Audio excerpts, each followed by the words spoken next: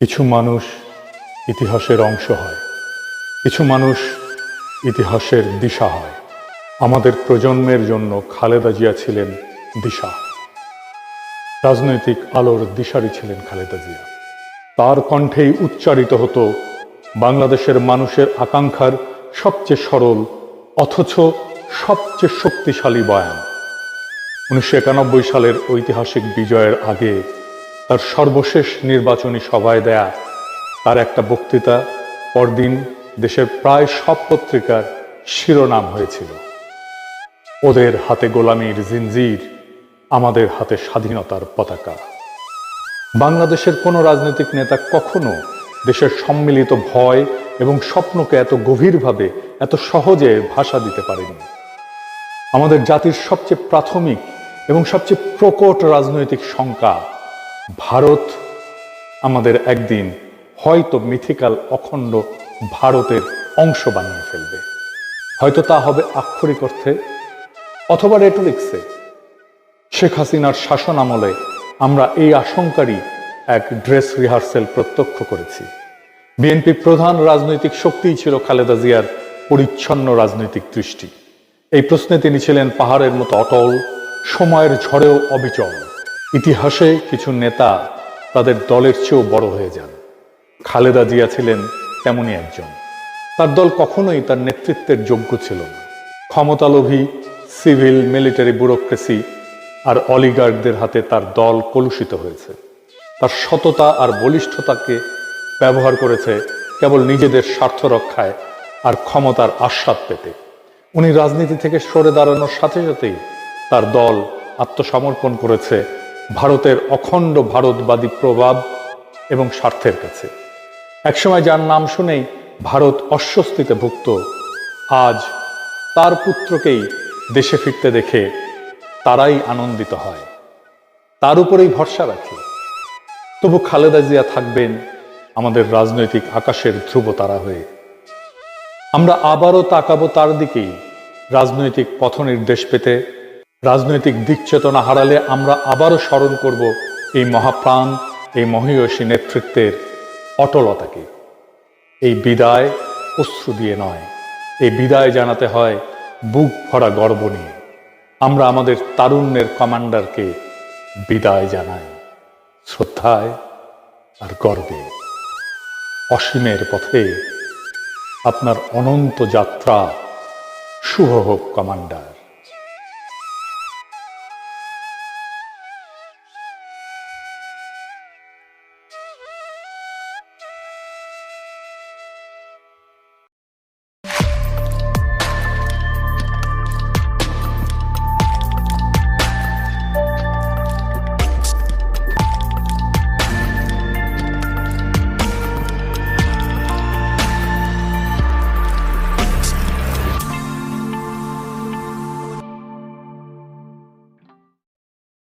খালেদা জিয়া আমাদের সকল তুচ্ছতা থেকে, হীনতা থেকে, নীচতা থেকে বিদায় নিছেন, কিন্তু নীচতা, হীনতা, তুচ্ছতা ওনার পিছু ছাড়েনি। আমি আজকে এইসব কথা বলতে চাইনি, কিন্তু বলতে বাধ্য হচ্ছি যে এইসব চোখে আঙুল দিয়ে দেখায় না দিলে বাঙ্গুদের চোখ খুলবে না। খালেদা জিয়া আমার জন্য কি ছিলেন সেটা আমাদের জেনে নেওয়া দরকার। তাকে হারায় আমরা আসলে কি হারালাম সেটাও জেনে নেওয়া দরকার। যে কোনো জাতির জীবনে কিছু ইউনিফাইং ক্যারেক্টার লাগে, যিনি পুরো জাতিকে একটা সুতায় বেঁধে ফেলতে পারেন। খালেদা জিয়া ছিলেন তেমনই একজন ইউনিফাইং ক্যারেক্টার। মৃত্যুর আগেও তাই ছিলেন। ইউনিফাইং ক্যারেক্টার আসলে কি আর কেনই বা তাদের দরকার পড়ে? জাতি আসলে কোনো প্রাকৃতিক সত্তা না, এটা একটা কল্পিত নৈতিক কমিউনিটি। একটা জাতি বায়োলজিক্যালি বা ন্যাচারালি অস্তিত্বশীল না। জাতি হলো একটা ইমাজিন মরাল কমিউনিটি, কল্পিত একটা নৈতিক কমিউনিটি, যেখানে মানুষ বিশ্বাস করে আমরা একসাথে আছি, এক ভবিষ্যতের দিকে যাচ্ছি। এই বিশ্বাস নিজে নিজে টিকে থাকে না। এটার জন্য দরকার হয় একটা কেন্দ্রীয় নৈতিক রেফারেন্স পয়েন্ট, মরাল রেফারেন্স পয়েন্ট, সেন্ট্রাল, যেটা মানুষকে বলে দেয় যে কে আমরা, কেন আমরা একসাথে, কোন মূল্যে আমরা একসাথে থাকব। এই রেফারেন্স পয়েন্টই হলো ইউনিফাইং ক্যারেক্টার। মানুষ খুব সাধারণভাবে রাজনীতি বোঝে, জাতি বোঝে, অ্যাবস্ট্রাক্ট রিজন দিয়ে না, এমবডিড মিনিং দিয়ে রাজনৈতিক আনুগত্য গড়ে তোলে। সংবিধান, আইন, প্রতিষ্ঠান এগুলো বিমূর্ত, এগুলো অ্যাবস্ট্রাক্ট রিজন। কিন্তু মানুষ আসলে প্রশ্ন করে এই রাষ্ট্রের মুখ কে? এই জায়গায় ব্যক্তির আবির্ভাব অনিবার্য। এটারই বলে এমবডিড মিনিং। থমাস হবস খুব নির্মমভাবে বলছিলেন যে মানুষ কেওসের চাইতে অথরিটি পছন্দ করে, আর অথরিটি সবচেয়ে কার্যকর হয় যখন তা একটা দৃশ্যমান ব্যক্তির মধ্যে কেন্দ্রীভূত হয়। এই অথরিটিটা খালেদা জিয়ার মধ্যে কেন্দ্রীভূত হয়েছিল। তাই ইউনিফাইং ক্যারেক্টার হিসেবে ব্যক্তি আসলে মানুষের অস্তিত্বগত ভয় মোকাবেলার রাজনৈতিক উত্তর। কিং মানে বা রাজা এখন ইউরোপে আছে, এটাও রাষ্ট্রের প্রতীকী শরীর, এটাও unifying character, symbolic body of the state. দার্শনিকরা দেখাইছেন যে এই কিং এর আসলে দুইটা বডি, একটা ন্যাচারাল বডি মানুষ হিসেবে রাজা, আর একটা পলিটিক্যাল বডি রাষ্ট্রের প্রতীক। এই দ্বিতীয় শরীরটাই হচ্ছে আসল। মানুষ রাজাকে দেখে আইন হিসাবে, ইতিহাস হিসাবে, ভবিষ্যতের প্রতিশ্রুতি হিসাবে। তাই কিং ফিগার কেবল শাসক না, তিনি রাষ্ট্রের জীবন্ত রূপক, লিভিং মেটাফোর। এটাই তাকে ইউনিফাইং ক্যারেক্টার করে তোলে। আধুনিক রাষ্ট্রেও কিং ফাংশন কিন্তু টিকে থাকে এই ধরনের কিছু ক্যারেক্টারের মধ্যে দিয়ে, যেটা খালেদা জিয়ার মধ্যে ছিল। আধুনিক গণতন্ত্র তো মানুষকে বলে যে সবাই সমান, আইনি সর্বোচ্চ, কিন্তু বাস্তবে মানুষ অনুভব করে সিদ্ধান্ত জটিল, রাষ্ট্রকে বোঝা যায় না, ধরা যায় না। রাষ্ট্রের দায় বিভিন্ন জনের মধ্যে ছড়ায় থাকে, এমন ভাবে চিনতে পারে না কোনটা রাষ্ট্র, কে আসলে রাষ্ট্রকে রিপ্রেজেন্ট করে, এটার মরাল সেন্টার, নৈতিক কেন্দ্র কোনটা, এটা অস্পষ্ট। এই শূন্যতা পূরণ করে একজন ব্যক্তি, ইউনিফাইং ক্যারেক্টার। তাই অনেক দেশে যেমন সুপ্রিম লিডার বলা হয়, অনেক দেশে তো জাতির পিতা বলা হয়। আসলে এই সমস্ত ধারণা, সুপ্রিম লিডার, জাতির পিতা, কিং বা এমনকি প্রেসিডেন্টও, এরা আসলে একই কাজ করে, যে একটা মরাল শর্টকাট তৈরি করে, রাষ্ট্রের মরাল সেন্টার হয়ে ওঠে। আপনি দেখেন খালেদা জিয়া খুব বেশি কথা বলতেন না, কিন্তু এই বিপ্লবের পরেও বলছেন ফেব্রুয়ারিতে নির্বাচন হইলে ভালো হয়, খুব সামান্য কথা, দুইটা সেন্টেন্স, কেউ কোনো প্রশ্ন করে নাই। এটাই ইউনিফাইং ক্যারেক্টারের মরাল অথরিটি। আমাদের ইনস্টিটিউট দুর্বল, সামাজিক ভাঙন তীব্র, ইতিহাসের ক্ষত জীবিত এখনো। তাই বিমূর্ত আইন, নিয়ম, সংবিধান মানুষকে ধরে রাখতে পারবে না, পারে না। মানুষ চায় একজন থাকুক যাকে দেখা বলা যায় এটাই আমরা। হাদি বলছিল না, খালেদা জিয়াই বাংলাদেশ, খালেদা জিয়া হাসলে বাংলাদেশ আসে, খালেদা জিয়া কাঁদলে বাংলাদেশ কাঁদে। এটাই হইতেছে ইউনিফাইং ক্যারেক্টার। বেগম খালেদা জিয়া হচ্ছেন একটা প্যারালাল বাংলাদেশ। মানে বাংলাদেশ ভালো আছে কিনা এটা আপনি বেগম খালেদা জিয়ার দিকে তাকাইলে দেখবেন। বেগম খালেদা জিয়া যদি হাসে আপনি বুঝবেন বাংলাদেশ হাসে, তার চোখে পানি দেখলে দেখবেন যে বাংলাদেশ কাঁদে। বিপ্লবের পরে যুদ্ধ পরবর্তী সমাজে এই ধরনের ইউনিফাইং ফিগার প্রায় অনিবার্য। এটা কোনো আদর্শবাদ না, এটা মানব মনস্তত্ত্বের বাস্তবতা। এখানে আপনি মুজিব আর খালেদা জিয়ার সবচেয়ে গুরুত্বপূর্ণ তফাৎটা ধরতে পারবেন। কি সেটা? মুজিব 1971-এ আমাদের ইউনিফাইং ক্যারেক্টার ছিলেন। আমরা যদি এটাকে অস্বীকার করি তাহলে আমরা ইতিহাসকে অস্বীকার করব। কিন্তু উনি থাকতে পারেন নাই ইউনিফাইং ক্যারেক্টার হিসেবে, কারণ ইউনিফাইং ক্যারেক্টার তখনই চিরস্থায়ী হয় না যখন নিজেকে, ওই ক্যারেক্টার নিজেকে রাষ্ট্রের সমর্থক ভেবে বসে। ফিলোসফিক্যালিও যে কিং ফাংশন যেটা, এইটা তো সত্যিকারের ইউনিফাইং একটা ক্যারেক্টার। এই কিং নিজেকে প্রতীক হিসেবে ব্যবহার করতে দেন, কিন্তু সিদ্ধান্তকে প্রতিষ্ঠানের দিকে ঠেলে দেন। নিজের সিদ্ধান্ত নেন না, নিজের ক্ষমতাকে ট্রানজিশনাল মনে করেন। তিনি অন্তর্বর্তীকালীন রাজা হিসেবে কাজ করেন, কিন্তু রাজতন্ত্র তৈরি করেন না। তিনি জানেন এই কিং ফাংশন, আমি কিন্তু কিং এর কথা বলতেছি না, মনে রাখেন কিং ফাংশন, রাজা হিসেবে কাজ করে কিন্তু রাজতন্ত্র তৈরি করে না। তিনি জানেন আমার কাজ ঐক্য তৈরি করা, আমাকে অমর করা না, নিজেকে অমর করা না। মানুষ বিমূর্ত রাষ্ট্রের জন্য মরতে পারে না, মানুষ মরতে পারে একটা মানুষের মুখের সেই রাষ্ট্রটাকে দেখে। এই জন্য ইউনিফাইং ক্যারেক্টার হিসেবে ব্যক্তি প্রয়োজন। কিং ফাংশন বহু সমাজে বাস্তবেও কার্যকর। যেদিন রাজা সেই কিং ফাংশন, যেদিন ওই ইউনিফাইং ক্যারেক্টার নিজেকে ঐক্যের উৎস না বরং ঐক্যের মালিক ভাবে, সেদিন থেকে জাতির ক্ষয় শুরু হয়, ইউনিফাইং ক্যারেক্টারের ক্ষয় শুরু হয়। মুজিব এইভাবে ক্ষয়ে গেছে। খালেদা জিয়া এইখানে অনন্য হয়ে উঠতে পারতেন, একজন ইউনিফাইং ক্যারেক্টার হয়ে উঠতে পারতেন। কিন্তু মুজিবের অনুসারীরা যেভাবে মুজিবকে ধ্বংস করছে, ঠিক একইভাবে খালেদা জিয়ার অনুসারীরা খালেদা জিয়ার ইমেজকে ধ্বংস করতেছে। কিভাবে দেখাই দিতেছে একটা একটা করে। 2024-এর 5ই আগস্টের পর বিএনপির সবসময় একটা খায়েশ ছিল খালেদা জিয়ার এই তুঙ্গস্পর্শী জনপ্রিয়তাকে ভোটের বাক্সের ভোটে রূপান্তরিত করবে। এখন কেউ প্রশ্ন তুলতেই পারে যে খালেদা জিয়া তো বিএনপির চেয়ারপারসন, তিনি রাজনৈতিক নেত্রী, উনাকে উনার দল নির্বাচনে যে তার কাছে ব্যবহার করবে না। জি না, দুইটা জিনিস একসাথে হয় না, ইউনিফাইং ক্যারেক্টার এবং দলের নেতা। একই সাথে একজনকে আপনি ইউনিফাইং ক্যারেক্টার আর দলের নেত্রীর রোল দিতে পারবেন না। এটা কাজ করবে না, ফাংশন করবে না, যে কোনো একটা ফেল করবে। ইউনিফাইং ক্যারেক্টারকে দলের ঊর্ধ্বে উঠতে হয়, সব দলের ঊর্ধ্বে। উনি উঠে গেছিলেন, জনগণই তাকে ওই জায়গায় নিয়ে গেছিলেন, কিন্তু দলও তাকে ওই জায়গায় রাখতে দেবে না। এই কাজটাই করতে হয় দলের লোকদেরকে, তাকে জনগণের কাছে সমর্পণ করতে হয়। কিন্তু খালেদা জিয়াকে তার নিজের দলের লোকেরা এবং তার দলের বাইরে এই সরকারের লোকেরা এমন ভাবে নিজের স্বার্থ সিদ্ধির জন্য ব্যবহার করছে, তা শুধু নিন্দাযোগ্যই না, খালেদা জিয়ার ঐতিহাসিক অবস্থানকে ক্রমাগত তারা ছোট করছে। আসেন একে একে দেখতেছি। প্রথম করলো সেই ওয়াকরুজ্জামান প্রভুপাদ, সে খালেদা জিয়ার বাসায় গিয়ে দেখা করলো, খাবার টাবার রেন্ডে নিয়ে গেছিল। কি দেখাইতে গেছে? হাসিনার আমলে ওনার কোনো দেখতে যাওয়ার খায়েশ হইল না, উনি কোনো রোল প্লে করলেন না। যেই হাসিনা পলাইছে, আপা পলাইছে, তখন উনি দেখতে গেছে। তো দেখাইতে গেছে যে আমরা আর্মি বিএনপির সাথে অ্যালাইন্ড, একসাথে বরাবর। আগামীতে বিএনপি তো আসিচ্ছে ক্ষমতায়, আমরা সিস্টেম করে ফেলেছি, আর্মি জেনারেল সিল করো, গুম করিচ্ছ, বিন্দাস করো, কোনো সমস্যা হবে না। তারপর সশস্ত্র বাহিনী দিবসে আনা হইলো খালেদা জিয়াকে। ওনারা বিদায় দেওয়ার সময় ভিড় করে বারবার মুখ ঝুঁকে কথা বলিচ্ছে, দেখেন। তারপর স্যালুট দিয়ে আবার বোঝানো যে আমরা আসি একসাথে মিলে জুলে বিএনপির সাথে। ওনাকে আনার টাইমে, সশস্ত্র বাহিনী দিবসে আনার টাইমে ভয়ঙ্কর ভিড়ের মধ্যে আনা হয়েছে, দেখছেন। ইনফেকশন তো হয়েছে প্রোগ্রামে যাওয়ার পরেই, তারপরে উনি অসুস্থ হইলেন। ওয়াকার আর বিএনপির অ্যালাইনমেন্ট দেখানোর কাফফারা দিতে হইল জাতিকেই হবে। আমি তখনই লিখছি যে যেভাবে ভিড়ের মধ্যে দিয়ে ওনাকে গাড়িতে তোলা হয়েছে তা মোটেই ঠিক হয়নি। ম্যাডাম যে গুরুতর অসুস্থ সেটাকেও বিবেচনায় রাখেনি, তার আশেপাশে ভিড় জমতে না দেওয়া এবং কথা বলার সময় অন্তত 1 মিটার দূরত্ব বজায় রাখা উচিত ছিল। এমনকি উনাকে যারা আনা নেয়া করছে বা কথা বলছে তাদের সবার তো নিজের মাস্ক পরা উচিত ছিল, ম্যাডামকেও মাস্ক পরে রাখা উচিত ছিল। দেখা গেছে ম্যাডামের মাস্ক এখানে নিচে নামায় রাখছে। ম্যাডামের মেডিকেল টিমের উচিতই হয়নি কোনোভাবে এই অনুষ্ঠানে যাওয়ার অনুমতি দেওয়া, আর দিলেও সংক্রমণ প্রতিরোধের ন্যূনতম, ইনফেকশন প্রতিরোধের ন্যূনতম ব্যবস্থা নেওয়া হয়নি। আবার দেখেন তারেক রহমানের প্রত্যাবর্তনে ওয়াকারের নজিরবিহীন সেনা নিরাপত্তা দিয়ে ওই একই জিনিস প্রমাণ করতে চাইলো আমরা একসাথে অ্যালাইন্ড। মিলে এবার ওয়াকারের সিগন্যালগুলো মিলিয়ে বারবার করে একই সিগন্যাল দিতেছে। তারপরে দেখেন বিএনপি নিজে কিভাবে খালেদা জিয়ার ইমেজ নষ্ট করছে। খালেদা জিয়াকে 3টে আসনে প্রার্থী করছে। উনি গুরুতর অসুস্থ, অচেতন অবস্থায় হাসপাতালে, উনার হাতের টিপসই নিয়ে মনোনয়ন জমা দেওয়া হয়েছে। একজন মানুষকে তো সজ্ঞানে সচেতন সম্মতি দিতে হয়। এখন অচেতন বা ঘরের মধ্যে থাকা কোনো মানুষের হাতের টিপসই কি আমরা সচেতন সজ্ঞান সম্মতি বলতে পারি না তো। এই লেভেলে নামার তো দরকার ছিল না।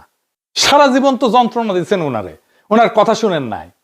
আওয়ামী বিরোধী আন্দোলনে উনার দেয়া কর্মসূচিতে দলের স্থায়ী কমিটির সদস্য হয়ে বাধা দিচ্ছেন আপনারাই। এখন উনারে অসুস্থ অবস্থায় জাতি যেখানে উনারে মাথায় তুলে রাখতেছে, উনারে আপনাদের মাটিতে নামায় আনতেই হবে যেন ভোটে জিততে পারেন। সি রে ননি সি। ব্যানে করছি না। চট্টগ্রাম উত্তর জেলা বিএনপি সাবেক আহ্বায়ক যে গোলাম আকবর খন্দকারের সাথে টেলিফোনে বেগম খালেদা জিয়া, ফোনে তিনি গোলাম আকবরকে বলতেছেন যেন আমির খসরুকে বলে দেন খসরু যেন চট্টগ্রামে আওয়ামী বিরোধী আন্দোলন সংগ্রামে বাধা না দেয়। আন্দোলন করছিল বর্তমানে চট্টগ্রামের মেয়র ডাক্তার শাহাদাত হোসেন। খসরু এই সমস্ত কাজে বাধা দিচ্ছিল ডাক্তার শাহাদাতকে। 11 বছর আগের টেলিফোন আলাপ।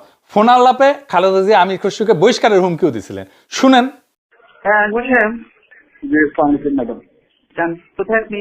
আমি চিরঙ্গে। আচ্ছা শুনেন, জি আমি সাদাতকে বলেছি জি একটা কাজের দায়িত্ব দিয়েছি, খসরু যেন কোনোভাবে কোনো কাজে বাধা না দেয়। খসরুকে মেসেজ দেন। আমি আমি ম্যাডাম ভাইয়ের সাথে তো কথা হয়েছে, আমি আপনার আশা আর দরকার নেই আমি কোনো কথা, আপনি বেশি কথা বলতে জানেন না, এত কথার কোনো দরকার নেই। আমি আপনাকে যা বলছি সেটা বলেন, আপনি কোনো কথা বলবেন না, বুঝছেন কিনা? ওকে ঠিক আছে ম্যাডাম, এটা তো অবশ্যই বলে দেন যে কোনো কাজে বাধা দেবে না। কোনো কাজে যদি বাধা দেয় তাহলে ইমিডিয়েটলি আমি তাকে রিমুভ করবো সেখান থেকে, বুঝছেন কিনা? ঠিক আছে ম্যাডাম, আমি করতেছি, অলরেডি আমি অর্গানাইজ করতেছি। বুঝছি, কিন্তু সে বাধা দিচ্ছে। আপনি যেটা বললাম সেটা বলেন, আপনাকে এত লম্বা কথা আমি শুনতে চাই না। শুনেছেন? এই আমির খসরুকে ছাড়া বিএনপি চলেই না। ফাইনালি আকামটা করছে প্রফেসর ইউনূস। কি সেটা? মির্জা ফখরুলরা ক্যাবিনেট মিটিং এ ডাকছে খালেদা জিয়ার অন্ত্যেষ্টিক্রিয়া কিভাবে হবে সেই সিদ্ধান্ত নিতে। প্রফেসর ইউনূসের সরকার যে একটা গর্ধব টাইপের সরকার, আর ভিতরে যে ধান্দাবাজ লোভীরা আছে সেটা যাই নাই। আমি উনার মৃত্যু সংবাদ জানার সাথে সাথে লিখছিলাম এই যে এটা। আমি বলছিলাম যে জরুরি জাতীয় সভা আহ্বান করে প্রফেসর ইউনূস সকল রাজনৈতিক দলকে নিয়ে সর্বসম্মতভাবে বেগম জিয়ার শেষকৃত্য সংক্রান্ত সিদ্ধান্ত গ্রহণ করা উচিত। যেন ওনাকে জাতি যথাযথ সম্মান এবং শ্রদ্ধায় বিদায় জানাতে পারে। তিনি যেন আমাদের স্মৃতিতে এবং স্মরণে সদা জাগরুক থাকেন। ওনার মহাজীব, ওনার কর্ম থেকে আমরা যেন পরবর্তী প্রজন্ম যেন প্রেরণা পাইতে পারি। ওনার সর্বদলীয় মিটিং করবেন, সেটা করলেন না। খালেদা জিয়া তো সবার, উনি তো বিএনপির নেত্রী না শুধু, উনি সর্বদলীয় করবেন না। তাইলে তো বিএনপি আর ভোটের পয়েন্ট তুলতে পারবে না, খালেদা জিয়ার মৃত্যু থেকে। তাই ভোটের পয়েন্ট তোলার জন্য ক্যাবিনেটে মির্জা ফখরুলকে বসাইতেই হবে। কারো মাথায় এটা আসে নাই যে কাজটা বিধি বিরুদ্ধ, এটা করাই যায় না। সবার তো ধান্দা আছে, প্রফেসর ইউনূসের ধান্দা হইতেছে তারেক রহমান প্রেসিডেন্ট বানাবে, তারে কাউরে মন্ত্রী বানাবে, কাউকে উপদেষ্টা বানাবে। কতজনের কত স্বপ্ন, এই এত বেশি স্বপ্ন দেখতে দেখতে বুড়া বয়সে এই কাজ করে ফেলেছে। ইন্টারিমের গাছেরটা খাইছে এরা, এরপরে বিএনপির স্বপ্নের সরকারের তলারটা কুড়াইতে হবে ওনাদেরকে। আমরা একটা জাতির ঐক্যের মুখ কল্পনা করছিলাম খালেদা জিয়ার মধ্যে।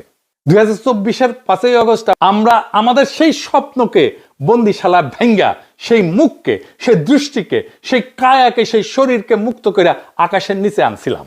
কিন্তু খোদা তাআলা যে আমানত আমাদেরকে দিছিলেন, আমানত আমরা রক্ষা করতে ব্যর্থ হয়েছি। কিছু মানুষের লোভে, তার দলের ধান্দায়, যাকে আমরা সমস্ত বাংলাদেশের জন্য মাথার ছাতা করতে চাইছিলাম, তারা তাকে কুক্ষিগত করছে নিজেদের নিজ স্বার্থে। যে মুখে ইনসাফ এবং হকের আলো দেখার কথা ছিল, সেখানে তারা আইকা দিছে দলের দাগ, থাপ্পা লাগাই দিছে, সত্যের উপরে মিথ্যার সিলমোহর লাগাই দিছে। তিনি আজকে দুনিয়ার সব সীমানার ঊর্ধ্বে। নির্ভরতার সেই দৃষ্টি মিলছে মহাকালের প্রান্তে। বেঁচে থাকলে লোভীদের এই ফিতনা এবং জুলুম দেখা তিনি নিজেই ঘৃণায় মুখ ফিরায় নিতেন। খোদা তাআলা সর্বোত্তম পরিকল্পনাকারী, তাই উনাকে এই নোংরামি দেখতে হয় নাই। এই সৃষ্টিকর্তা তাকে আপনার রহমতের ছায়ায়, শহীদের মর্যাদায়, নিকটবর্তী সম্মানিত স্থানে অধিষ্ঠিত করেন আর আমাদের হকের পক্ষে অবিচল রাখেন। খালেদা জিয়া অমর হোক, ইনকিলাব জিন্দাবাদ। আমার বোনরে বাজারের মেয়ে মনে হয়, বিয়ের আগেই কেন রুমে নিয়ে যেতে চাইছস? তোর বোনরে আগে আমার সাথে রুমে পাঠায় দেখ, কুত্তার বাচ্চা, লুচ্চা শালা। কথাগুলো বলেই বোনের হবু বরকে টানা 3-4টা থাপ্পড় দিয়ে ক্ষান্ত হলো নিশো। আশেপাশের লোকজন জড়ো হয়ে গেল। তোয়া একপাশে দাঁড়িয়ে ভয়ে কাঁপছে। জাফর সাহেব নিজের সম্মানহানি চুপচাপ দেখতে পারলেন না। অনেক কষ্টে একটা বড়লোক পরিবার জোগাড় করেছিলেন মেয়ের জন্য। মেয়ের হবু জামাইয়ের সাথে এরকম যথেচ্ছাচারী ব্যবহার মেনে নিতে পারলেন না। এতে যে মেয়ের বিয়েটা ভেঙে যাবে, উক্ত স্থানে এগিয়ে গেলেন তিনি। মানুষের সামনে নিশোর গালে থাপ্পড় বসিয়ে দিলেন। তো আর হবু বর আসিফের দিকে তাকিয়ে হাত জোর করে বললেন, বাবা, আমি ওর হয়ে মাপ চাইছি, তুমি প্লিজ মাফ করে দাও। তুমি এই ঘটনার জন্য বিয়েটা ভেঙে দিও না বাবা। আসিফ রাগে ফসফস করছে। তার বাবা রাজীব সাহেব তেড়ে এসে ছেলের হাত খপ করে ধরে জাফর সাহেবের দিকে কড়া নজর নিক্ষেপ করে বললেন, বিয়ের জন্য রিং পরাতে এসেছিলাম আপনার মেয়েকে। আপনার বাড়িতে এমন একটা উদ্ভট অশিক্ষিত গুন্ডা একটা ছেলে আছে বলেননি তো? এত মানুষের মাঝে আমার ছেলের গায়ে হাত তুললো, এরপরও আমি আমার ছেলেকে এখানে বিয়ে দেব? No never. আরও কিছু কথা শুনিয়ে ছেলেপক্ষ নিজেদের রিলেটিভদের নিয়ে জাফর সাহেবের বাড়ি থেকে বেরিয়ে গেলেন। পরিবেশ নিশ্চুপ। বাড়ির মানুষগুলো একে একে বেরিয়ে যেতে শুরু করলো। জাফর সাহেব মাথায় হাত দিয়ে বসে পড়েছেন। নিশো মাথা নিচু করে বাবার দিকে অগ্রসর হলো। সামনে গিয়ে দাঁড়াতেই জাফর সাহেব তড়িৎ গতিতে উঠে দাঁড়ালেন। কড়া মেজাজে বললেন, আজকে থেকে এ বাড়িতে থাকার আয়ু তোমার শেষ। এতদিন খাইয়ে পড়িয়ে কালসাপ মানুষ করেছি আমি, কিছু করার মুহূর্ত নেই। বোনের বিয়েটাও ভেঙে দিলে। আজকের পর থেকে তোর মুখ আমি দেখতে চাই না। এখনই এই বাড়ি থেকে বেরিয়ে যাবি, নইলে আমার মরা মুখ দেখবি।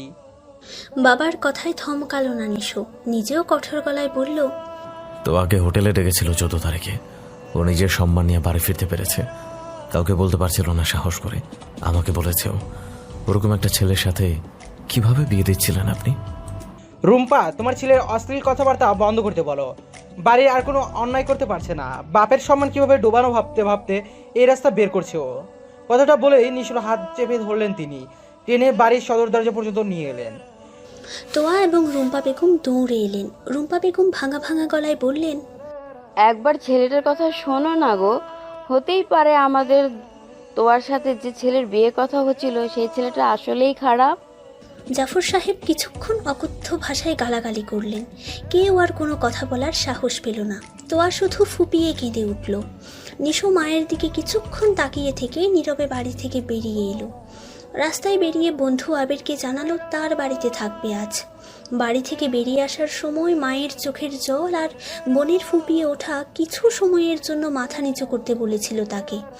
বলেছিল এ বাড়িতেই থেকে যেতে। তারপর কে যেন বলল, প্রতিদিন মরার চেয়ে একদিন মরা ভালো।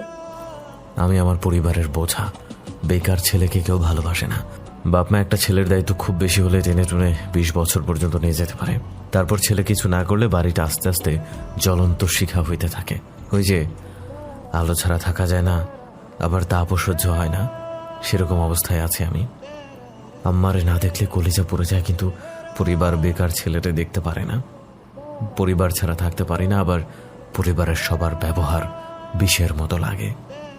নিশো একটা চাপা শ্বাস ফেলল, মেকে হেসে বলল, ধুর, বেকার হয়েও যে নিঃশ্বাস নিচ্ছি, বাড়ির লোক গলা টিপে মেরে দেয় নাই, এটাই 7 পুরুষের কপাল। আম্মাই তো কয় আমারে জন্মের সময় নাকি লবণ খাইয়া মাইরা ফেললে শান্তি পাইত। ঘরে 28-30 বছর বয়সে বেকার ছেলে আছে, প্রতিবেশীদের কাছে মুখ দেখাইতে পারে না। না পারে বেঁচে থাকতে, আর না পারে নিজের মূল্যহীন দেহটারে ঝুলাই দিতে। কপাল আমার। কথাগুলো বলেই আবিরের হাত থেকে সিগারেটটা নিয়ে একটা টান দিল নিশো। হাতের 2 আঙুলের মাঝে সিগারেটটা রেখে আকাশের দিকে মুখ করে ধোঁয়া ছেড়ে বলল, আল্লাহ কেন টাকাওয়ালা বাপের ঘরে পাঠাইল না? সফলতার গল্প সবাই শুনতে চায়, আর ব্যর্থতায় মানুষ নাক ছিটকায়। ভাই, জীবন, ভাগ্য, বাড়ির মানুষ, প্রেমিকা, সময়, সবকিছু আমার সাথে কি গেমটাই না খেলছে? আবির নড়ে চড়ে বসলো, স্বরকোমল করে বলল, সাবিলার সাথে ব্রেকআপ কবে হলো বলিসনি তো? নিশো সিগারেটে আবার ঠোঁট ছোঁয়ালো, বলল, 2.5 মাস আগে। খুশি সংবাদ নাকি যে উচ্ছ্বাস নিয়ে জানাবো? কথায় আছে না, বেকার প্রেমিকের চাকরির সম্ভাবনা যত কমতে থাকে, প্রেমিকার বিয়ের সম্ভাবনাও আরো বাড়তে থাকে। নিশোর কথায় শ্বাস টানলো আবির। ছাদে বসে খোলা আকাশটা যেন এবার তার কাছেও ভারী লাগছে। নীরব কণ্ঠে শুধালো, কান্না পায় না তোর ভাই? আমার ফ্যামিলি এমন করলে আমি কি করতাম? নিশো হো হো করে হেসে উঠল, বলল, কাঁদবো? ধুর বেড়া, চোখে পানি থাকলে তো চোখে পানি আসবে। ভেতরটা তো পাথর হয়ে গেছে। আঘাতগুলো ভেতরে লাগলে ঠক ঠক আওয়াজ হয়, চোখে পানি আসে না। খোলা আকাশের নিচে 2 বন্ধুর কথোপকথনের মাঝে চিলেকোঠার দরজা খুলে কেউ ছাদে এলো। আবির পেছনে তাকাতেই কাউকে দেখে বলল, ফালাক, তুই কিছু বলবি? ফালাক, যার অর্থ সুন্দর আকাশ। এই মেয়েটা একটা সুন্দর আকাশের মতোই তার পরিবারকে একটা গণ্ডির মধ্যে রেখেছে। তার জন্যই পরিবারটা যেন একটা ছোটোখাটো ফুল শোভিত বাগানের ন্যায় হয়েছে। এখানে সবটা ভালো হয়, সবটা। এই 17 বছর বয়সী মেয়েটা পরিবারের সবটুকু মাথায় রাখে। ফালাক একটু এগিয়ে গিয়ে বলল, ভাইয়া, তোর বন্ধুকে সাথে নিয়ে খেতে আয়। তুই যা, আমরা আসছি। একটু শান্তি হবে খাওয়ার জন্য। ভাত তো জীবনে কম খেলাম না, বাঁচার জন্য প্রচুর ভাত খাওয়া হয়েছে। এবার একটু শান্তি খেয়ে ঘুম দিতে চাই। কথাটা বলেই নিশো ফালাকের দিকে তাকালো। ফালাক মাথার ওড়না সামনের দিকে বর্ধিত করে নিল, নরম গলায় বলল, খারাপ সময় ভেঙে পড়তে নেই, খারাপ অবস্থা থেকে বের হতে পথ খুঁজতে হয়। ভালো করে খুঁজলে পথ পাওয়াও যায়, আর সেই পথ ধরে এগোতে হয়। জীবনকে তুমি আমার চোখে দেখোনি ফালাক। জীবন জলোচ্ছ্বাসের চেয়েও ভয়ঙ্কর। গিলে নিয়েছে আমাকে, এখন শুধু উগরে দেয়া বাকি। থাম তো, আমি এবার বাবাকে বলে তোর কোনো একটা ব্যবস্থা করে দেবো। এতদিন বলছি, তুই রাজি হোস নাই। এবার না করলে তোর সাথে আমার সম্পর্ক শেষ। তুই আমার বাড়িতেই থাকবি আজ থেকে। আবির কথাটা বলে নিশোর বাহু ধরে দাঁড় করালো। দুজনকে উঠতে দেখে ফালাক সিঁড়ির দিকে এগিয়ে গেল। একবার পেছনের দিকে তাকিয়ে নিশোর আবছায়া মুখটা দেখে দীর্ঘশ্বাস ফেলে বিড়বিড় করে বলে উঠল, আমি আমার চোখ দিয়ে আপনার পৃথিবী, আপনার জীবন কি করে দেখবো নিশো ভাই? আপনি তো আপনার নিজের চোখ দিয়ে আমার পৃথিবী কখনো দেখার চেষ্টা করেননি। 2 দিন ধরে নিশোর একটু ভালো ঘুম হচ্ছে। কিছু করার চিন্তা যদিও মাথা থেকে কখনোই যায় না, তবুও এখানে একটু শান্তির নিঃশ্বাস ফেলতে পারছে। ফালাকদের বাড়িতে কখনো আসলেই তার এমন শান্তি শান্তি লাগে। যদিও এটা তার চাচার বাড়ি, তবুও আবিরের বন্ধু হিসেবেই বেশি সমাদৃত সে। আবির আর নিশো একসাথে বড় হয়েছে। অন্যান্য চাচাতো ভাই বোনদের মধ্যে ঝগড়া মারামারি হলেও নিশো আর আবিরের মাঝে কখনোই এমন ছিল না। নিশো আর আবিরের বাবারা মায়ের পেটের ভাই নয়, তারা সৎ ভাই। এক বাড়ির দুই বোনকে বিয়ে করেছিল তাদের দাদা। সম্পর্ক একটা থাকলেও নিশোর বাবা জাফর সাহেব এবং আবিরের বাবা জাবেদ সাহেবের মাঝে ভেতরে ভেতরে অপছন্দের একটা ব্যাপার আছে। নিশো এ বাড়িতে আসুক সেটা জাফর সাহেব কিছুতেই চান না। কোনো এক সময় দুই ভাইয়ের ঝগড়া ফ্যাসাদের জন্য নিশোর দাদা নিজের দুই ছেলের মধ্যে এক ছেলে অর্থাৎ জাবেদ সাহেবকে ত্যায্য পুত্র করে দেয়, যার দরুন নিশো আর তোয়া ব্যতীত এ বাড়ির কারোর সাথে ও বাড়ির কারো সম্পর্ক নেই। নিশোকে থাকার জন্য আলাদা দুই কামরার একটা বিল্ডিং দেয়া হয়েছে। দোতলা বিল্ডিংয়ের পাশে একতলা বিশিষ্ট 2 রুমের একটা ছোট বিল্ডিং। সামনেই বড় একটা বাগান আর মেইন গেট পর্যন্ত একটা রাস্তা চলে গিয়েছে বাহিরের মেইন সড়কে। নিশোর রুমের পিছন দিকে একটা দরজা আছে, পাশেই একটা সাদা রঙের জানালা। দরজার বাহিরে শ্যাওলাযুক্ত সিঁড়ি আর একটু সামনেই একটা পুকুর। প্রতি মাসে ফালাক লোক নিয়ে পুকুর এবং পুকুরের আশেপাশে পরিষ্কার করে। সকাল সকাল ঘুম ভেঙে গিয়েছে নিশোর। গত 2 রাত একদিন কিভাবে ঘুমিয়ে ঘুমিয়ে কাটিয়েছে তার কোনো হদিশ নেই। আজ সকালে ঘুম ভাঙতেই পেছনের সিঁড়িতে এসে বসলো সে। এখান থেকে ও বাসার ছাদ একদম কাছাকাছি, ছাদের সবটা স্পষ্ট দেখা যায়। ছাদের একদম শেষ ভাগে এলে তবেই এখানে সিঁড়িটা দেখা যায়। চিলেকোঠার দরজা খুলে কাজের মহিলাটি ছাদে উঠল। বড় এক বালতি জামাকাপড় রোদে দিচ্ছিল, সেটাই আনমনে তাকিয়ে দেখছিল সে। হঠাৎ সামনের দরজায় ঠকঠক আওয়াজ হয়। নিশো উঠে গিয়ে দরজাটা খুলে দিল। বাহিরে রাবেয়া বেগম দাঁড়িয়ে, উনি জাবেদ সাহেবের সহধর্মিণী। নিশো ঘুম থেকে উঠেছে কিনা সেটাই দেখতে এসেছেন ভদ্রমহিলা। পেছনের দিকে দরজা খোলা দেখে তিনি মৃদু হেসে বলে উঠলেন, উঠেছিস কখন? নিশো পেছনে ফিরে একটা কাঠের পুরনো চেয়ারে গিয়ে বসতে ইশারা করে বলল, হ্যালো ডিয়ার লিসেনার্স, আপনারা শুনছেন স্টোরিজ অন প্রেজেন্স ধারাবাহিক পর্ব গল্প। আমাদের সামগ্রিক প্রচেষ্টাকে উৎসাহিত করতে লাইক এন্ড কমেন্ট করতে ভুলবেন না। Thank you. এই তো মিনিট 10 আগে। 36 ঘন্টা আমার কিভাবে চলে গেল বুঝতে পারছি না। 2 বার উঠে খেয়ে আবার ঘুমিয়ে গিয়েছিলাম। কতদিন ঘুমায় নাই। রাবেয়া বেগম চেয়ার টেনে বসলেন। আমি একটু বাবার বাড়িতে গেছিলাম বলে এভাবে থাকতে পেরেছিস। আজ থেকে তোর সব কিছু আমাদের নিয়মেই করতে হবে। সকালে ঘুম থেকে উঠে ওই বিল্ডিংয়ে চলে যাবি, নাস্তা শেষ করবি। 12টার দিকে গোসল শেষ করে জোহরের আজান দিলে মসজিদে চলে যাবি। নামাজ শেষ করে সোজা গিয়ে দুপুরের খাবার খেয়ে আসবি। রাতের খাবার 9টায়। নামাজ ঠিক মতো করবি। আমি আমিনাকে বলবো শুকনো কিছু খাবার এখানে দিয়ে যেতে। নিশো পেছনের সিঁড়ির দিকে এগিয়ে গিয়ে বাহিরে একতলা থুথু ফেলে বলল, চাচি, গতকাল পানি নিয়ে কুলকুচি করে ভাত খেয়েছি। আচ্ছা, ব্রাশ পেস্ট পাঠিয়ে দিচ্ছি। ট্যাপ ভালো আছে, পানি আসছে। হ্যাঁ, সেটা ঠিক আছে। জামা কাপড়ে কিছু তো দেখছি না। এক কাপড়ে জাফর সাহেব বের করে দিয়েছে। বাপের নাম ধরে বলতে লজ্জা লাগে না? লাগে না। শোন, তুই তো আবিরের বাবার কাছ থেকে এমনি টাকা নিবি না। এক কাজ কর। কি কাজ? ফালাকে 4 মাস পর উচ্চ মাধ্যমিক, ওর সিলেবাস 4 মাসে শেষ করে দিতে পারবি না? নিশো কিছুক্ষণ চুপ থেকে বলল, ওকে পড়াতে হবে? হ্যাঁ, কোচিংয়ে এত মানুষের মাঝে মেয়েটা পড়তে পারে না। তুই পড়ালে উপকার হইতো। মাসে ভালো একটা টাকা পাবি, আমিও দিব। ঠিক আছে। রাবেয়া বেগম একটা দীর্ঘশ্বাস ফেললেন। অসহায় চোখে নিশোর দিকে তাকিয়ে বললেন, তোর মতো এত ভালো ছেলে, এত ভালো রেজাল্ট থাকার পরও কেন যে চাকরি হয় না? মানি লাগে আম্মা, মানি লাগে। নিশো দরজা লক করে বাহিরের দিকে আসতেই ফালাকের সাথে দেখা হয়ে যায়। বিকেলবেলা সে প্রতিদিন গাছগুলোর দেখাশোনা করে, পানি দেয়। এক পাশে ফলের কিছু গাছ আর তার পাশেই সবজির বাগান, তাছাড়া পুরো বাড়ির আনাচে কানাচে নানান রকম ফুলের গাছ। প্রতিদিনের মতো আজও গাছের গোড়ায় পানি দিচ্ছিল সে। নিশোকে দেখেই মাথায় ওড়না টেনে নিল, মৃদু হেসে সালাম দিল। নিশো সালামের জবাব দিয়ে দাঁড়িয়ে গেল। ফালাক মুখে হাসি লেপটে বলল, কেমন আছেন এখন? এ বাড়িতে অদ্ভুত একটা শান্তি আছে। এখানে আসলে খারাপ থাকা যায় না। কেন খারাপ থাকা যায় না বলুন তো? সেটা জানি না, কিন্তু শান্তিতে নিঃশ্বাস ফেলা যায়। চারদিকে একটু দেখুন, এই পরিবেশে থাকলে খারাপ থাকা যায়? নিশো চারিদিকে একবার চোখ বুলিয়ে নিল, স্বস্তির শ্বাস ফেলে বলল, তুমি অসাধারণ মেয়ে ফালাক। ফালাক সাগ্রহে তাকালো নিশোর দিকে। অসাধারণ কেন? এই যে 2 বছরে পুরো বাড়ির অবস্থাটাই বদলে দিয়েছ।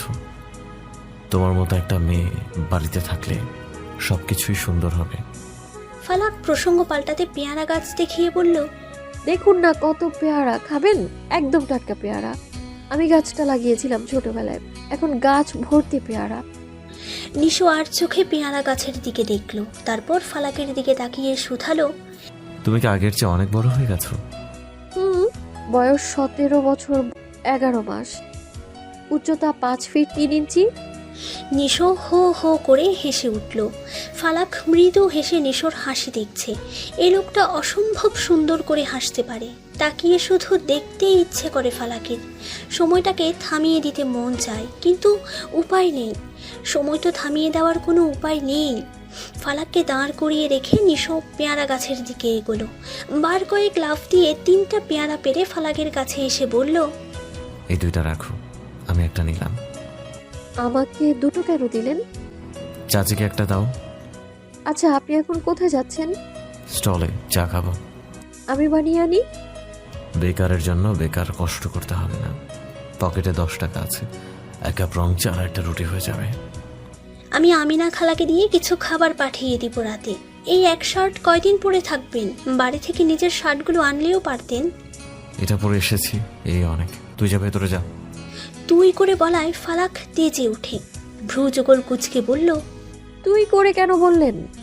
নিশো কপালে হাত দিয়ে কপাল ঘষতে থাকলো। উপায় দেখে বলল, ভুল হয়ে গেছে, তোকে তুই বলতে বলতে অভ্যাস হয়ে গেছে, তাই তোমাকেও বলে ফেলেছি, সরি। ফালাক পেয়ারায় কামড় বসিয়ে বলল, আমি আবির ভাইয়াকে স্টলে পাঠিয়ে দিয়েছি। ভাইয়ার সাথে মার্কেট গিয়ে 2টো প্যান্ট আর 3-4টা শার্ট বা টি শার্ট কিনে নেবেন। একটা কালো, একটা সাদা, একটা অ্যাশ কালার তো মাস্ট, বাকিগুলো আপনার ইচ্ছা। এই মেয়েটাকে নিশো যত দেখে তত অবাক হয়। মেয়েটা এত কম বয়সে কত কিছু বুঝে গিয়েছে। মা 2 বছর অসুস্থ থাকায় পুরো বাড়ির দায়িত্ব সে নিয়েছে। 2 বছরে মেয়েটা বয়সের চেয়েও বেশি পরিপক্ক হয়েছে, সব দিকে নজর তার। তাই বলে বেকার ছেলেটার উপরও? নিশো কিছু বলল না। একটা বেকার ছেলে এই সুযোগ পেয়ে আত্মসম্মানের জন্য তালে তাল মিলিয়ে জিনিস নিতেও চাইতে পারে না, আবার জিনিসগুলো প্রয়োজনীয় বলে নাও করতে পারে না। চুপচাপ বাইরে চলে আসলো সে। সোজা গিয়ে স্টলে বসলো। পকেটে হাত দিয়ে দেখলো 10 টাকা না, 3টা 10 টাকার নোট আছে। একটা চা আর একটা সিগারেট আরামসে হয়ে যাবে। চাওয়ালাকে বলল, বাবা একটা সিগারেট আর 1 কাপ কড়া রং চা দিয়েন তো। রাত 9টা। বাড়ির বাহিরে বোনের জন্য অপেক্ষা করছে নিশো। নিজের সার্টিফিকেট এবং কিছু প্রয়োজনীয় কাগজপত্র নিতে এসেছে। বাবার ভয়ে বা বাবার কারণে সে ভেতরে যায়নি। বাহির থেকে ছোট বোনকে কল করে সদর দরজার বাহিরে এসে দেখা করতে বলেছে। কাগজপত্র কোথায় আছে সেটাও বলেছে। মিনিট 10-এর মধ্যে তোয়া বাহিরে এলো। চারপাশ অন্ধকার। আসার সময় বাহিরের বাতি বন্ধ করে এসেছে সে। ভাইয়ের সাথে দেখা করছে। এই ঘটনা বাবা দেখলে বা জানলে খুব কথা শোনাবে। তোয়াকে আসতে দেখে নিশো এগিয়ে এলো, বলল, কিরে এনেছিস ফাইলটা? তোয়া ফাইলটা এগিয়ে দিয়ে সাথে ছোট্ট একটা বক্স দিয়ে বলল, এই নে তোর ফাইল, আর এটা মা দিল। কি এটা? পায়েস, সেদিন তো কিছু খেতে পারিসনি, মা এটা ফ্রিজে রেখেছিল। নিশো ফিচেল হাসলো, বলল, ছোটবেলায় লবণ খাওয়াতে চাইছিল না মা, এখন পায়েস দিচ্ছে কেন? ভাইয়া তুই তো জানিস মা কেমন পরিস্থিতিতে আছে। তুই বল, নতুন শার্ট দেখছি যে, কোথায় আছিস? নিশো একটা দীর্ঘশ্বাস ফেলে বলল, আবিরদের বাড়িতে। শার্টটা কি আবির ভাইয়া কিনে দিল? হ্যাঁ, কিন্তু টাকা হয়তো ফালাক দিয়েছে। তোয়া চোখে মুখে বিস্ময় ফুটিয়ে বলে উঠল, কি ফালাক দিয়েছে? নিশো তোয়ার মাথায় চাটি মেরে বলল, চিল্লাচ্ছিস কেন? এখন যা, বাসায় যা, বাইরে কেউ দেখলে অসুবিধা হয়ে যাবে। কাল বিকেলে ফোন হাতে রাখিস, কল দিব। তোয়া মাথা নাড়িয়ে বলল, ঠিক আছে, এবার তোর ভালো একটা কিছু হোক ভাইয়া। যা, ভেতরে যা, তুই গেলে আমি যাচ্ছি। তোয়া মৃদু হেসে ভেতরে চলে যেতে নিয়ে আবার ফিরে এসে নিশোর হাতে 500 টাকা দিয়ে বলল, চাকরি পেলে এটা আমাকে ফেরত দিয়ে দিবি, আর ফালাককে বলিস আমার ভাইয়ের খেয়াল রাখতে। তোয়া আর এক মুহূর্ত দাঁড়ালো না। ভাই দাঁড়িয়ে থাকা অবস্থায় সে ভেতরে চলে গেল। নিশো একা হাঁটতে শুরু করলো। হঠাৎ পকেটের ফোনটা বেজে উঠল। পায়েসের বক্স আর ফাইলটা এক হাতে নিয়ে পকেট থেকে ফোনটা বের করে দেখলো আবির কল দিয়েছে। মুহূর্ত ব্যয় না করে রিসিভ করলো কল। ওপাশ থেকে অবিন্যস্ত গলায় আবির বলে উঠল, নিশো, তুই কোথায়? তাড়াতাড়ি একটু এ বাসায় আয় তো। নিশো উল্টো জিজ্ঞেস করলো, কিছু হয়েছে? আমি এক্ষুনি আসছি। প্লিজ তাড়াতাড়ি আয়, হাসপাতালে যেতে হবে। কলটা কেটে গেল। বুকের ভেতরটা কেমন করে উঠল নিশোর। ও বাড়ির কারো কিছু হলো না তো? বাড়ির সবাই হাসপাতালে পৌঁছেছে অনেকক্ষণ। জাবেদ সাহেবের হাতের বেশ খানিকটা অংশ কেটে গিয়েছে, 6টা সেলাই পড়েছে সেখানে। নিশো আর আবির মিলে জাবেদ সাহেবকে নিয়ে হাসপাতালে এসেছিল। বাড়ি ফিরতে দেরি হয়ে গেছে দেখে রাবেয়া বেগম ফালাককে নিয়ে চলে এসেছে সেখানে। বাড়িতে থাকতে মোটেও ভালো লাগছিল না তাদের, চিন্তা হচ্ছিল খুব। জাবেদ সাহেব অফিস থেকে বেরিয়ে বাড়ি ফেরার পথে সামনের স্টলে বসেছিল চা খেতে। সেখানেই বসে চেনা পরিচিতদের সাথে আড্ডায় বেশ জমে উঠেছিল সময়টা। বাড়ি ফেরার কিছু মুহূর্ত পূর্বে হঠাৎ 3 জনের মধ্যে কথা কাটাকাটি, হাতাহাতি।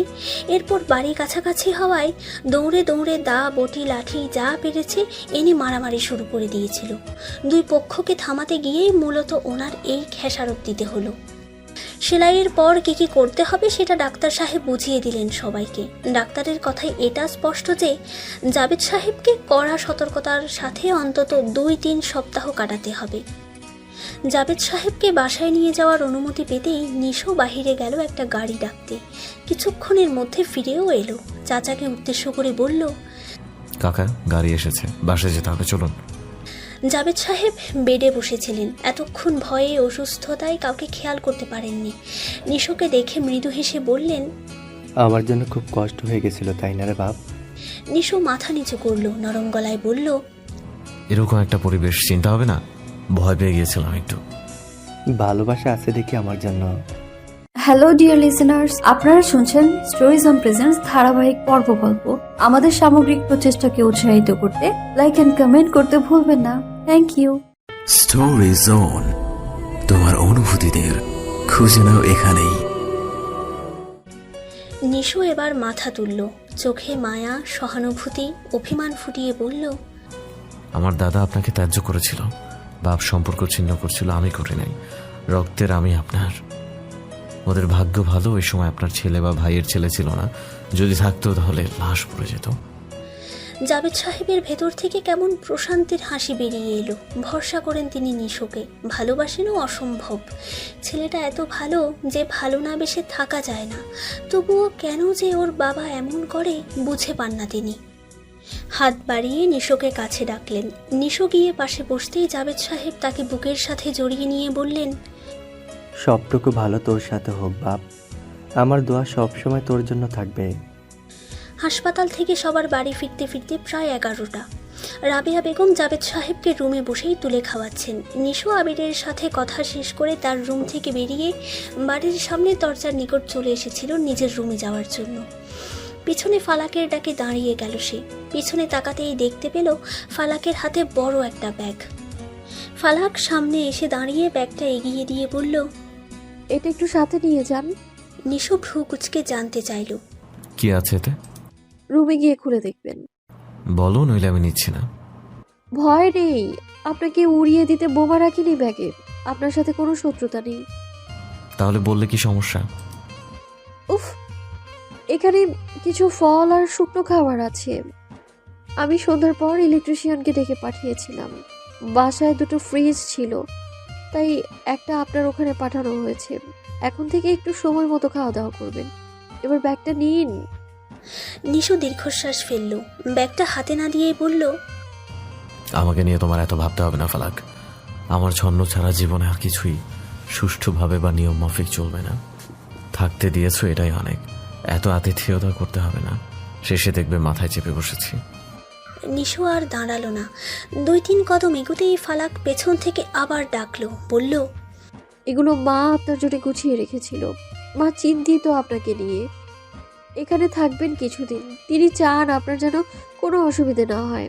মা নিজেই আমাকে বলেছিল বাসার পুরনো ছোট্ট ফ্রিজটা আপনার ওখানে দিতে। নিশো জিভেতে কামড় খেলো। সে ভেবেছিল ফালাক নিজে থেকে করছিল এসব। অস্বস্তি হচ্ছিল তার। ফালাকের মা এসব করেছে শুনে একটু শান্তি পেল সে। পেছনে ঘুরতে দেখলো ফালাক আর দাঁড়িয়ে নেই, ব্যাগটা নিয়ে হেঁটে চলেছে রান্নাঘরের দিকে। নিশো এক প্রকার দৌড়ে এসে ফালাকের হাত থেকে ব্যাগটা নিতে চাইল। ফালাক ব্যাগটা টেনে নিশোর হাত থেকে ছাড়িয়ে নিয়ে রেগে নিশোর দিকে তাকালো। কি চাই? ব্যাগটা দাও। আপনি বলেছেন আপনার জন্য এই বাড়িতে কেউ যেন না ভাবে, থাকতে দিয়েছি এটাই অনেক। ইস, ভুল হয়ে গেছে। আমি ভেবেছি এসব তুমি কি করছো। ফালাকের চোখ দুটো বড় বড় হয়ে গেল।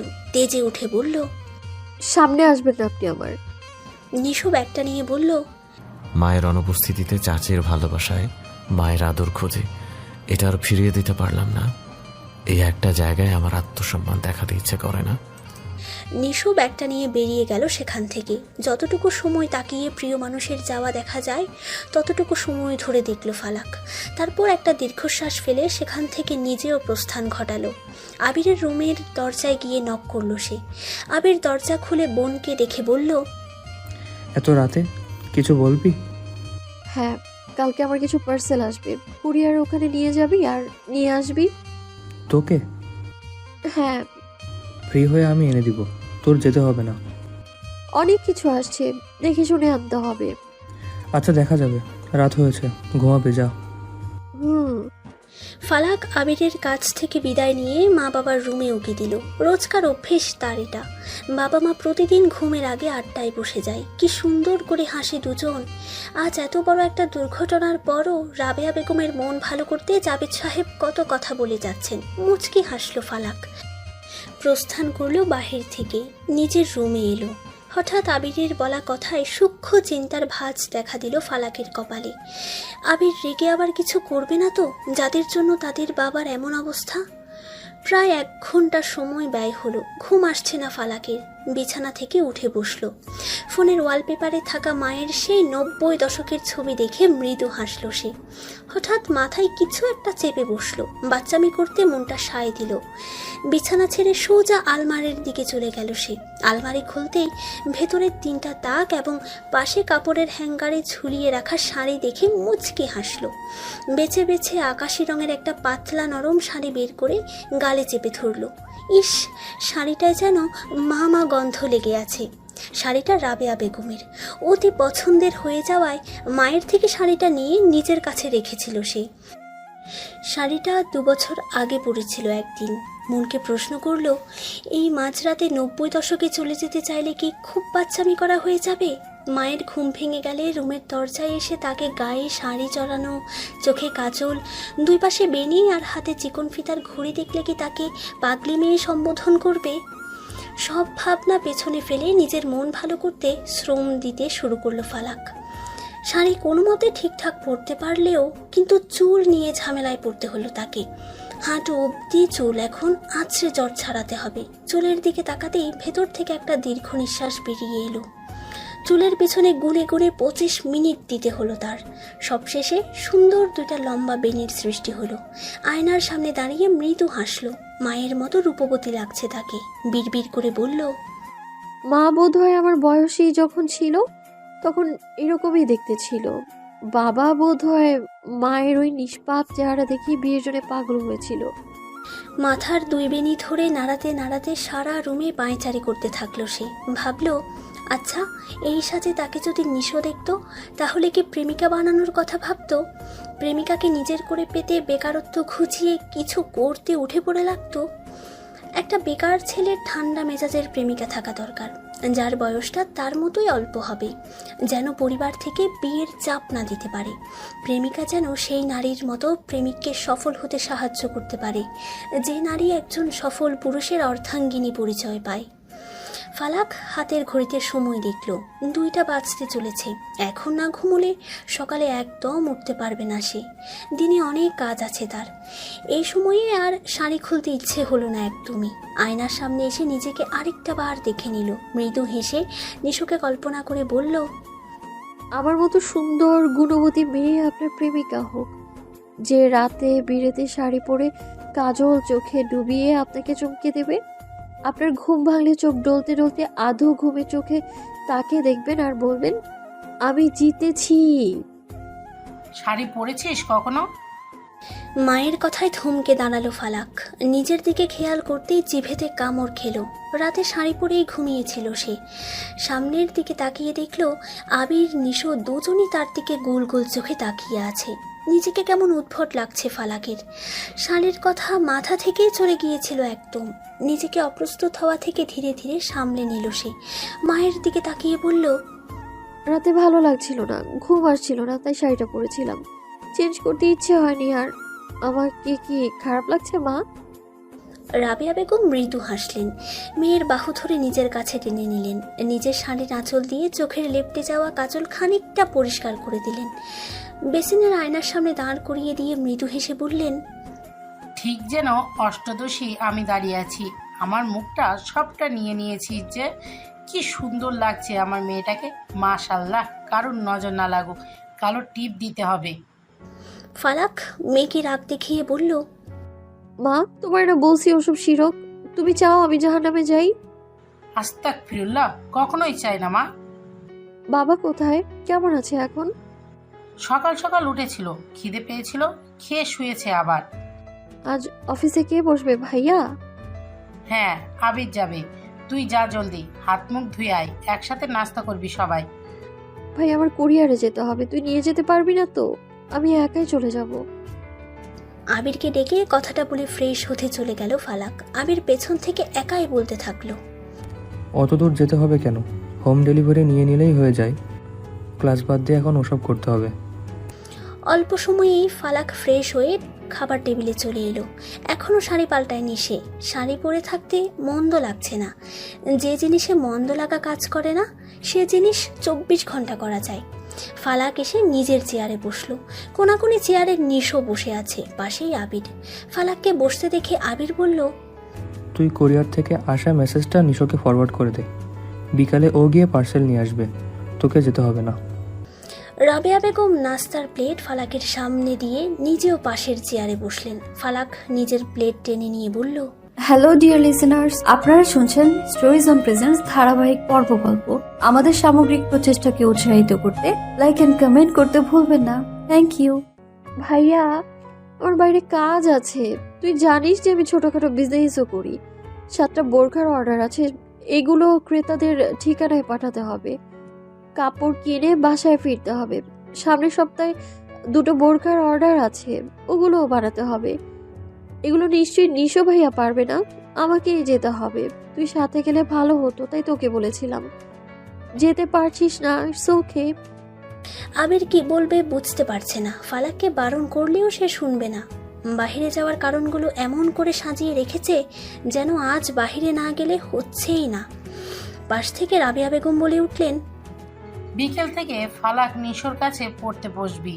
সামনে পরীক্ষা, রেজাল্ট ভালো না হলে তোর বাবা এসব বিজনেস আর করতে দেবে না।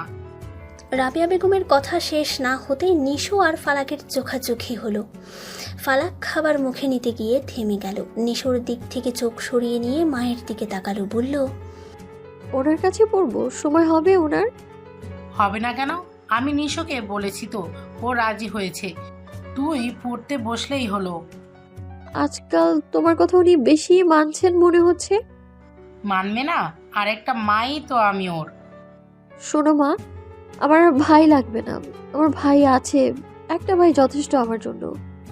ফালাকের কথা শুনে মৃদু হাসলেন রাবেয়া বেগম। নিশো এতক্ষণে বলে উঠল, চাচি, আপনার মেয়েকে বলে দিয়েন তার ভাই আমিও হতে চাই না।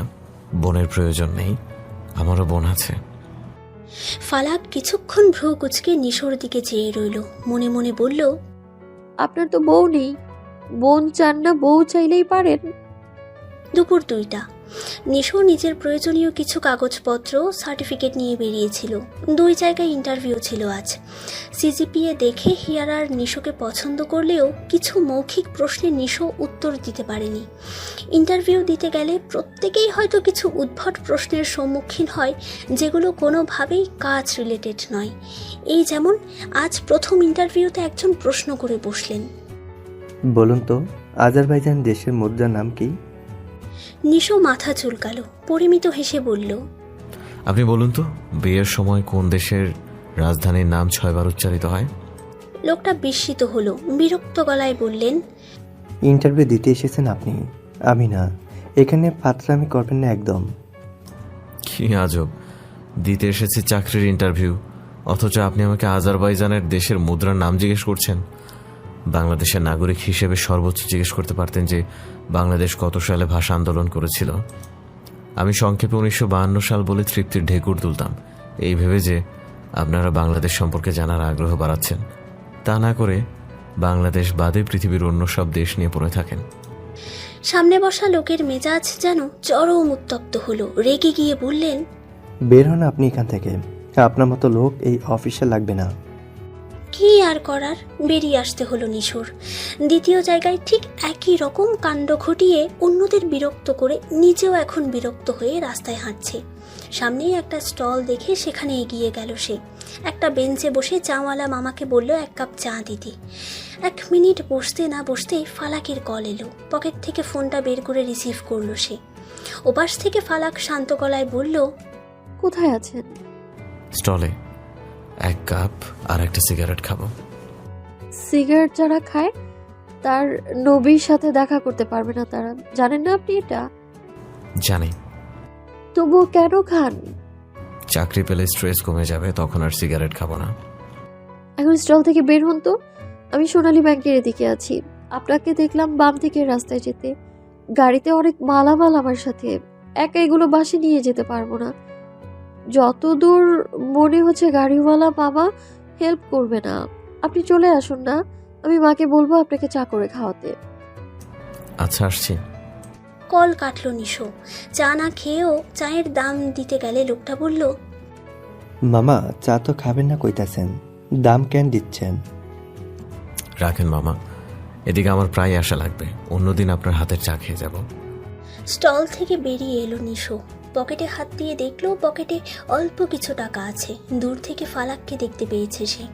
গাড়িতে বেশ কিছু জিনিসপত্র রয়েছে, ভাড়া সব মিলিয়ে 100-150 হবেই, কিন্তু এত টাকা তার কাছে নেই। টাকা নিয়ে বের হলে খরচ হয়ে যাবে জন্য কিছু টাকা বাড়িতে রেখে এসেছিল সে। এখন ফালাকের সাথে গেলে বড় হিসেবে গাড়ি ভাড়াটা তারই দিতে হবে। ফালাক দিলে সেটা খুব একটা ভালো দেখাবে না। কি করবে ভাবতে ভাবতে রাস্তা পার হয়ে এলো সে। ফালাকের কাছাকাছি আসতেই গাড়ির পেছনের দিকে দাঁড়ানো 2জন অল্প বয়স্ক ছেলের কিছু কটু কথা শুনতে পেল সে। রাস্তাঘাটে বের হলেই আশেপাশে যে 2-1জন ইফটিজার দেখা যায়, এটা সেই শ্রেণীর। নিশো ফালাকের কাছে পৌঁছানোর ঠিক কয়েক সেকেন্ড আগে সেই 2জনের একজন গিয়ে ফালাকের সামনে দাঁড়িয়ে বলল, আপু আপনার নাম্বারটা দিন তো, আমার বন্ধু আপনাকে পছন্দ করেছে। আরে ভাই সরুন তো, বসতে দিন। বলেই হাত দিয়ে টেনে ফালাকের সামনে থেকে ছেলেটাকে সরিয়ে দিল। পেছনে দাঁড়িয়ে থাকা বন্ধু এগিয়ে এসে নিশোকে ধাক্কা দিয়ে ক্ষিপ্র দৃষ্টিতে তার দিকে তাকালো। নিশো পেছনে ফিরে ছেলেটাকে দেখে শান্ত মেজাজে বলল, কি সমস্যা ভাই, ধাক্কা দিলে কেন?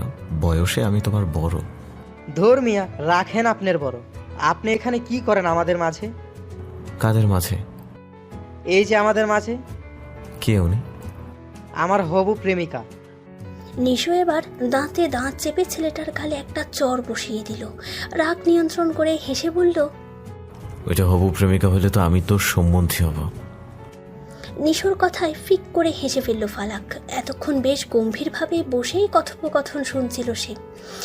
এবারের কথায় গাম্ভীর্য টিকিয়ে রাখতে পারল না সে। ঝামেলা বড় আকার ধারণ করার আগেই সে বলে উঠল, রাস্তায় ঝামেলা করা ভালো মানুষের লক্ষণ না। গাড়িতে উঠে আসুন। পরিচিত কেউ চিনতে পারলে আমার বাইরে আসা হবে না। নিশো গাড়িতে বসে চকিতে জবাব দিল, একা যেন কেউ বের হতে না দেয় সেই ব্যবস্থা করছি, চলো। আপনি বাসায় কিছু বলবেন না? দেখা যাবে। এই ছোটখাটো ব্যাপারের জন্য আমার কাজ থামিয়ে দেবেন না। ভবিষ্যতে বরকে উপার্জন করে খাওয়াতে আমার এই বিজনেসটা টিকিয়ে রাখতে হবে তো। মামা চলেন।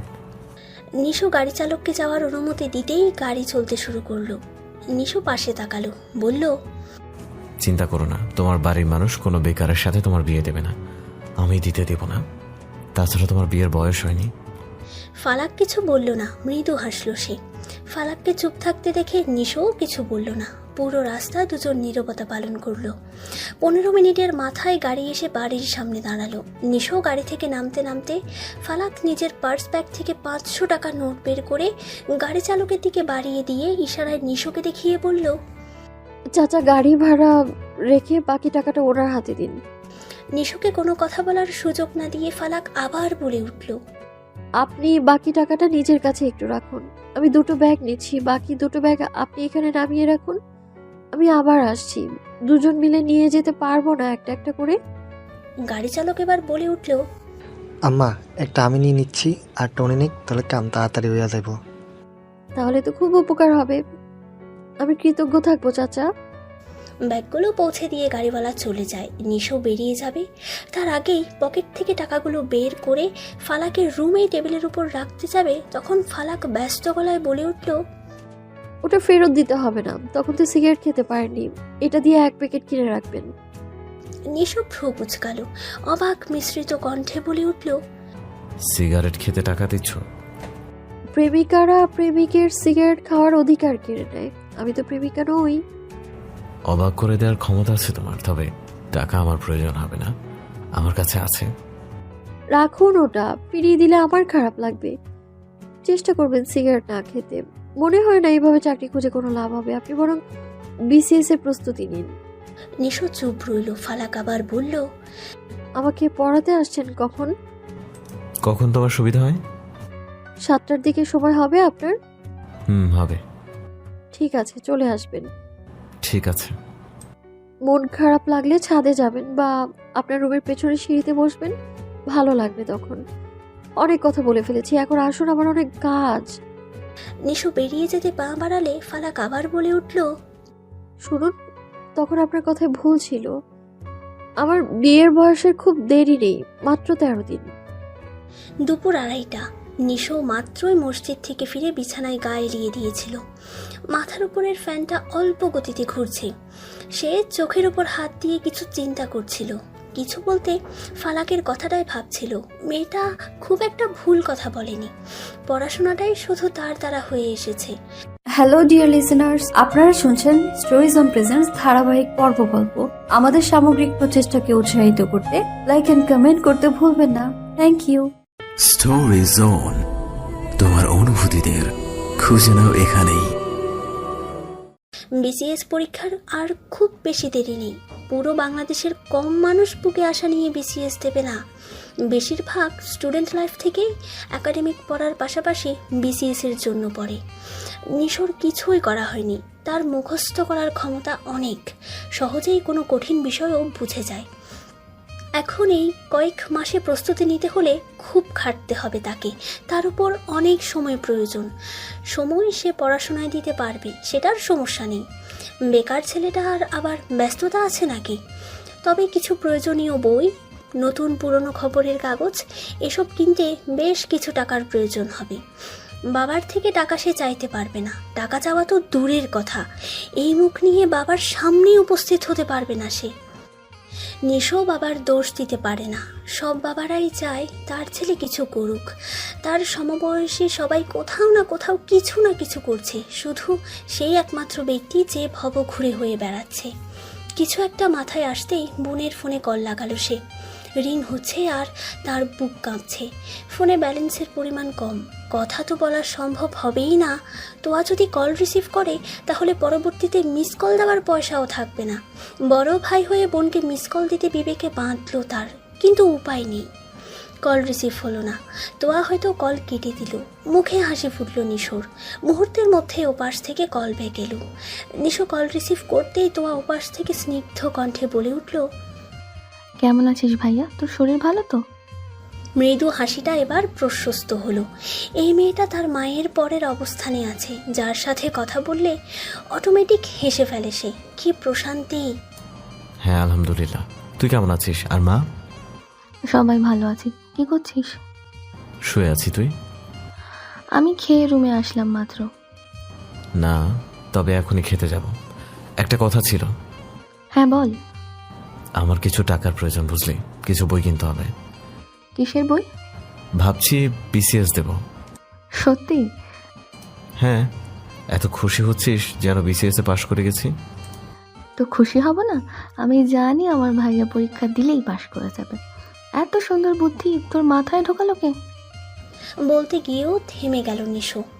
সে বলতে পারল না। একটা অদ্ভুত সুন্দর মেয়ে তার মাথায় এই বিসিএস এর ভূতটা প্রেরণ করছে।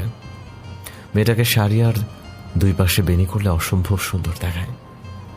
চেয়ে থাকতে ইচ্ছে করে, তবে এক পলকে চেয়ে দেখার সুযোগ হয়ে ওঠেনি।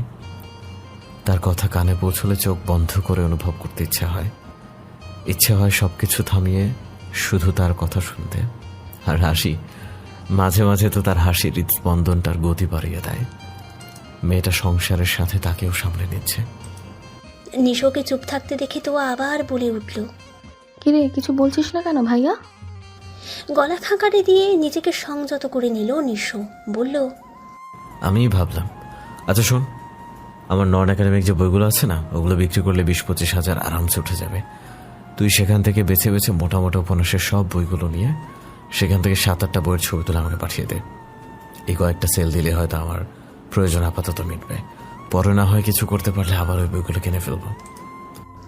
নিশোর বই পড়ার অভ্যেস অনেক দিনের। স্কুল লাইফ থেকেই টাকা বাঁচিয়ে এখন অবধি 300-400 মতো বই সংগ্রহ করেছে সে। অনেক টাকার বই কিনেছে সে। রুমের এক পাশ ভর্তি শুধু বই আর বই। রুমে ঢুকলেই কেমন শান্তি শান্তি লাগতো তার। এখানে এই রুমে কোনো বই নেই, বই ছাড়া সময়ও কাটতে চায় না তার। হঠাৎ দরজায় ঠক ঠক শব্দ হলো। নিশো দরজার দিকে তাকিয়ে ফোনটা মুখের কাছে নিয়ে বলল, ছবিগুলো আমাকে পাঠিয়ে দেয়। কে যেন এসেছে, আমি ফোন রাখছি। মায়ের খেয়াল রাখিস, বাবাকে সাবধানে চলাফেরা করতে বলিস। ফোনটা বিছানায় রেখে এগিয়ে গিয়ে দরজা খুলে দিল নিশো। বাহিরে সাদা রঙের ঝরঝেটের 3 পিস মাথায় শিফনের ওড়না দিয়ে প্রায় অষ্টাদশী সেই রমণী দাঁড়িয়ে আছে। তার পোশাক এবং অবয়ব বলে দিচ্ছে সে মাত্রই গোসল শেষ করে বেরিয়েছে। চুল থেকে পানি এখনো ঝরছে। সমস্ত কায়ায় যেন একটা স্নিগ্ধ রূপ বিরাজ করছে। কিছু বলবে? জি, খেতে আসুন, বাবা আপনার জন্য অপেক্ষা করছে। আবির ফিরেছে? না ভাইয়া বাইরে লাঞ্চ করে নেবে, আপনি আসুন। ঠিক আছে, তুমি যাও, আমি আসছি। তাড়াতাড়ি আসুন। একটা কথা, একা একা খারাপ লাগছে বেশি? না, খারাপ লাগছে না। আচ্ছা আসুন। আর দেরি করলো না ফালাক, সোজা হেঁটে গিয়ে বাসায় ঢুকলো। নিশো দরজাটা লক করে নিজেও ছুটলো দুপুরের ভোজ সম্পন্ন করতে। দুপুর গড়িয়ে বিকেল হয়েছে। দুপুরের খাওয়া শেষ করে জাবেদ সাহেব ঘুমিয়েছেন। নিজের হাত দিয়ে আপাতত তিনি কিছুই করতে পারছেন না। রাবেয়া বেগম নিজেই খাইয়ে দিচ্ছেন, প্রয়োজনীয় সব কাজ করে দিচ্ছেন। জাবেদ সাহেব ঘুমোলে রাবেয়া বেগম মেয়ের রুমে আসলেন। ফালাক বইয়ের পৃষ্ঠাগুলো উল্টে পাল্টে দেখছিল। মাকে রুমে আসতে দেখে বই বন্ধ করলো সে। রাবেয়া বেগম বিছানার এক পাশে বসলেন। পড়া হচ্ছিল? জি আব্বাজান। কি পড়ছিলেন? আমাকে যে সাবজেক্ট গলা টিপে মেরে ফেলতে চায় সেটা। আইসিটি? ইয়েস। আপনি আপনার মেয়ের সূত্রকে চিনে গিয়েছেন। আপনার জন্য কেয়া কসমেটিক্সের পক্ষ থেকে থাকছে একটা ফ্লাইং কিস। রাবেয়া বেগম মুচকি হাসলেন। পা উঠিয়ে বসতেই ফালাক চেয়ার ঘুরিয়ে মায়ের দিকে ফিরে বলল, মা। জি বলুন। সিরিয়াস মোডে চলে এসো। আসলাম, বল। আমার কিছু টাকা লাগবে। কেন লাগবে? কারণ বলতে পারবো না, ভরসা রাখতে পারো। তোমার মেয়ে বাজে খরচ করবে না। আমার মেয়েকে আমি চিনি, তবু একটু আগ্রহ হলো, এই আর কি। কত টাকা লাগবে? অল্প, বেশি না। কত অল্প? এই ধরো 7-8 হাজার। 7,000 নাকি 8,000? 8,000 দিলে ভালো হয়, তবে 7,000-এও চলবে। বই কিনবো। এখন কিসের বই? উপন্যাস। আমার উপন্যাস পড়তে ইচ্ছে করছে। সামনে তোমার পরীক্ষা, এখন কোনো উপন্যাস না। আমার এক্ষুনি সংগ্রহ করতে হবে, নইলে আমার ভালো লাগবে না। আমার বই লাগবেই। পড়াশোনাও ঠিক মতো করবো, আমি কথা দিলাম। তুমি নিশো ভাইয়ার থেকে খোঁজ রেখো আমি কেমন পড়ছি না পড়ছি। রাবেয়া বেগম ভ্রু কুচকালেন। এত টাকার বই কিনতে হবে? হ্যাঁ। কখন টাকা লাগবে? সন্ধ্যায়। আমাকে টাকা দিও, আমি নিশো ভাইয়াকে বলবো অনলাইনের পেজে সেন্ড মানি করে দিতে। বই 3-4 দিনে চলে আসবে। ঠিক আছে। মুচকি হাসলো ফালাক, মাকে ইশারায় চুমু দিয়ে বলল, মাথায় তেল দিয়ে দিবে? চলো বাসার সামনে বসে গিয়ে, চেয়ার বাইরেই আছে। ঠিক আছে, তুমি যাও, আমি তেল নিয়ে আসছি। মা বেরিয়ে যেতেই স্বস্তির শ্বাস ফেলল ফালাক। মৃদু হেসে নিশুকে ভেবে মনে মনে বলল, সম্ভব হলে আমার সবকিছু আমি আপনাকে দিয়ে দিতাম। আপনি চাইলে আমাকেও। আপনার সেই দিনটা আমার দেখার খুব শখ, যে দিনটায় আপনার মুখে প্রাপ্তির সাফল্যের হাসি ফুটবে। আমি নিজের মনকে জানাতে পারবো আমি হেরে যাওয়া মানুষকে হৃদয়ে জায়গা দিইনি। 6:40, 7টা বাজতে খুব বেশি দেরি নেই। নিশো বাহিরে থেকে এসে তোয়ালেটা নিয়ে সোজা ওয়াশরুমে চলে গেল। মাগরিবের পর মসজিদের সামনের ফাঁকা মাঠটায় পাশের মাদ্রাসার ছেলেদের সাথে এতক্ষণ ফুটবল খেলেছে সে। ঘেমে একাকার অবস্থা। গোসল না করলে সাথে থাকা যে কেউ ঘামের গন্ধে নাক সিটকাবে। রাবেয়া বেগমের কথা অনুযায়ী আজ থেকে ফালাককে পড়াতে হবে। প্রথম দিনে অন্তত অস্বাভাবিক কিছু হোক, সেটা নিশো চায় না। এর আগে ফালাকের সাথে খুব বেশি সময় একসাথে কাটানো হয়নি। সম্পর্কটা অন্যান্য চাচাতো ভাই বোনদের মতো নয়। ভেতরে ভেতরে একটু অস্বস্তি অনুভব করছে সে। গোসল শেষ করে বের হলো নিশো। আয়নার সামনে দাঁড়িয়ে নিজেকে বেশ অন্য রূপে আবিষ্কার করলো। গোসলের পর চুলগুলো যেন আরো বড় লাগছে। চুলে ঘন লোমশ ভ্রুযুগল ঢাকা পড়েছে। চাপ দাড়ি পুরো গাল জুড়ে অবস্থান করছে। কিছুদিন আগেও কিছু কিছু জায়গা একটু ফাঁকা ছিল, কিন্তু এখন সেটা নেই। বলিষ্ঠ দেহ আগের চেয়ে ফর্সা লাগছে। নিজের এত এত সৌন্দর্যের মাঝে ঠোঁটের দিকে নজর গেল তার। ঠোঁটের বর্ণ গাঢ় খয়েরি হয়েছে। সিগারেটখোর হিসেবে তাকে দেখে যে কেউ চিহ্নিত করতে পারবে। কম সিগারেটের ধোঁয়া তো মেশে নিয়ে এই ঠোঁটে পুড়বে না। মাথা ভালোভাবে মুছে কালো রঙের শার্টটা পরে নিল সে। লুঙ্গি পাল্টে প্যান্ট পরে এদিক ওদিক হাতের ঘড়িটা খুঁজল, পেল না। এদিকে ও বাড়িতে যাওয়ার সময়ও হয়ে যাচ্ছে ভেবে ফোন স্ক্রিনের সময় দেখল। এখনও হাতে 7 মিনিট সময় আছে। ইন্টারমিডিয়েটের বিষয়গুলো সম্পর্কে কিছুটা ধারণা নিতে ইউটিউবে চলে গেল। সময় যখন কাটায় কাটায় 7টা, তখনই আরেকবার আয়নার সামনে দাঁড়িয়ে নিজেকে ঠিকঠাক লাগছে কিনা সেটা দেখে নিল। আজ নিজের প্রতি নিজের এত খেয়াল দেখে নিশো নিজেই অবাক হচ্ছে। কই, আগে তো নিজের প্রতি নজর দিতে ইচ্ছে করেনি তার। হ্যালো ডিয়ার লিসেনার্স, আপনারা শুনছেন স্টোরিজ অন প্রেজেন্স ধারাবাহিক পর্ব গল্প। আমাদের সামগ্রিক প্রচেষ্টাকে উৎসাহিত করতে লাইক এন্ড কমেন্ট করতে ভুলবেন না। Thank you. আজ কেন এত অস্বাভাবিক লাগছে নিজেকে? শ্বাস টানল সে। নিজেকে স্বাভাবিক করার বৃথা চেষ্টা করলো। কোনোভাবেই স্বাভাবিক হতে পারছে না সে। মেয়েটার সাথে টানা 1 ঘন্টা সময় সামনাসামনি বসে কাটাতে হবে। কি দম বন্ধকর অবস্থা। চিন্তা কমাতে একটা সিগারেট প্রয়োজন। দ্রুত পায়ে বিছানার দিকে গেল সে। বালিশের নিচ থেকে সিগারেটের প্যাকেট আর লাইটারটা নিল সে। সেখান থেকে একটা সিগারেট নিয়ে আগুন ধরিয়ে ঠোঁটে ছোঁয়ালো সে। বালিশের পাশেই থাকা কালো হালকা গোল ফ্রেমের চশমাটা পরে নিল। সিগারেটটা বাহিরে শেষ করবে ভেবে দরজাটা লক করে ফালাকদের বিল্ডিংয়ের দিকে হাঁটা ধরল।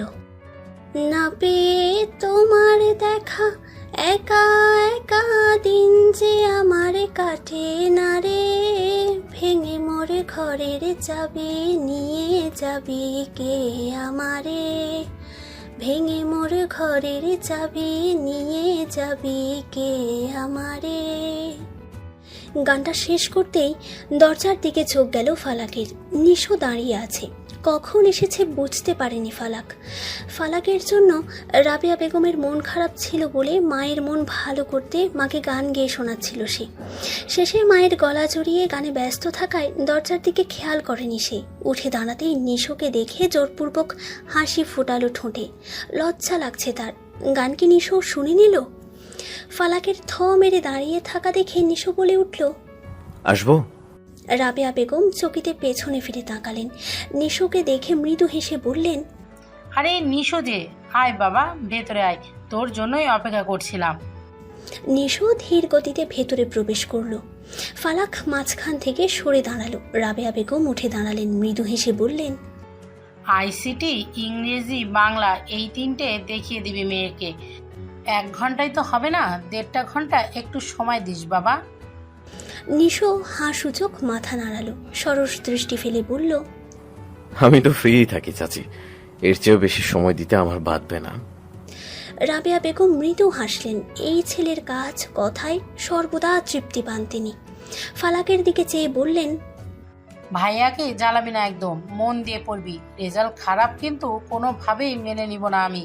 আর নিশো, 1 সপ্তাহে যা পড়াবি সেটা একটা করে পরীক্ষাও নিবি। আমি নম্বর দেখব ওর। এই মেয়ে অন্য সব দিকে 100-তে 100, শুধু পড়তেই চায় না। শেষের কথাটা নিশোর দিকে তাকিয়ে বললেন রাবেয়া বেগম। নিশো মাথা নাড়ালো। রাবেয়া বেগম আরও 2-1টা কথা বলে রুম থেকে বেরিয়ে গেলেন। ফালাক এগিয়ে এসে টেবিলের এক পাশের চেয়ার টেনে বের করে নিশোকে উদ্দেশ্য করে বলল, বসুন। নিশো পরিমিত হাসল। ফালাকের কথা মতো চেয়ারে গিয়ে বসল।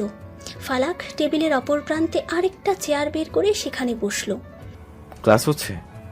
না, পরীক্ষার কতদিন বাকি? হিসেব করলে 3.5 মাসের মতো। 4 মাস সময় নেই। কলেজে কোচিং চলে? হ্যাঁ চলে, কিন্তু ওখানে তো এখন কিছু বুঝিয়ে দেয় না সেরকম, শুধু রিভাইজ আর রিভাইজ। আমি যেটা বুঝি না সেটা জিজ্ঞেস করতে লজ্জা লাগে আমার। নিশো মুহূর্ত কয়েক স্থির চোখে ফালাকের দিকে চেয়ে রইল। তারপর একটা দীর্ঘশ্বাস মোচন করে বলল, প্রথম 1/2 ঘন্টা ইংরেজি, দ্বিতীয় 1/2 ঘন্টা বাংলা, আর তারপর আইসিটি। এখন ইংরেজির সময় চলছে, সুতরাং 5 মিনিট সময় দিলাম। ইংলিশ গ্রামারের সূচিপত্র দেখে আমাকে জানাও কোনটায় কোনটায় সমস্যা, কোনটা প্রথমে পড়তে হবে। তোমার সমস্যা থেকে সমাধান শুরু। নাও স্টার্ট করো।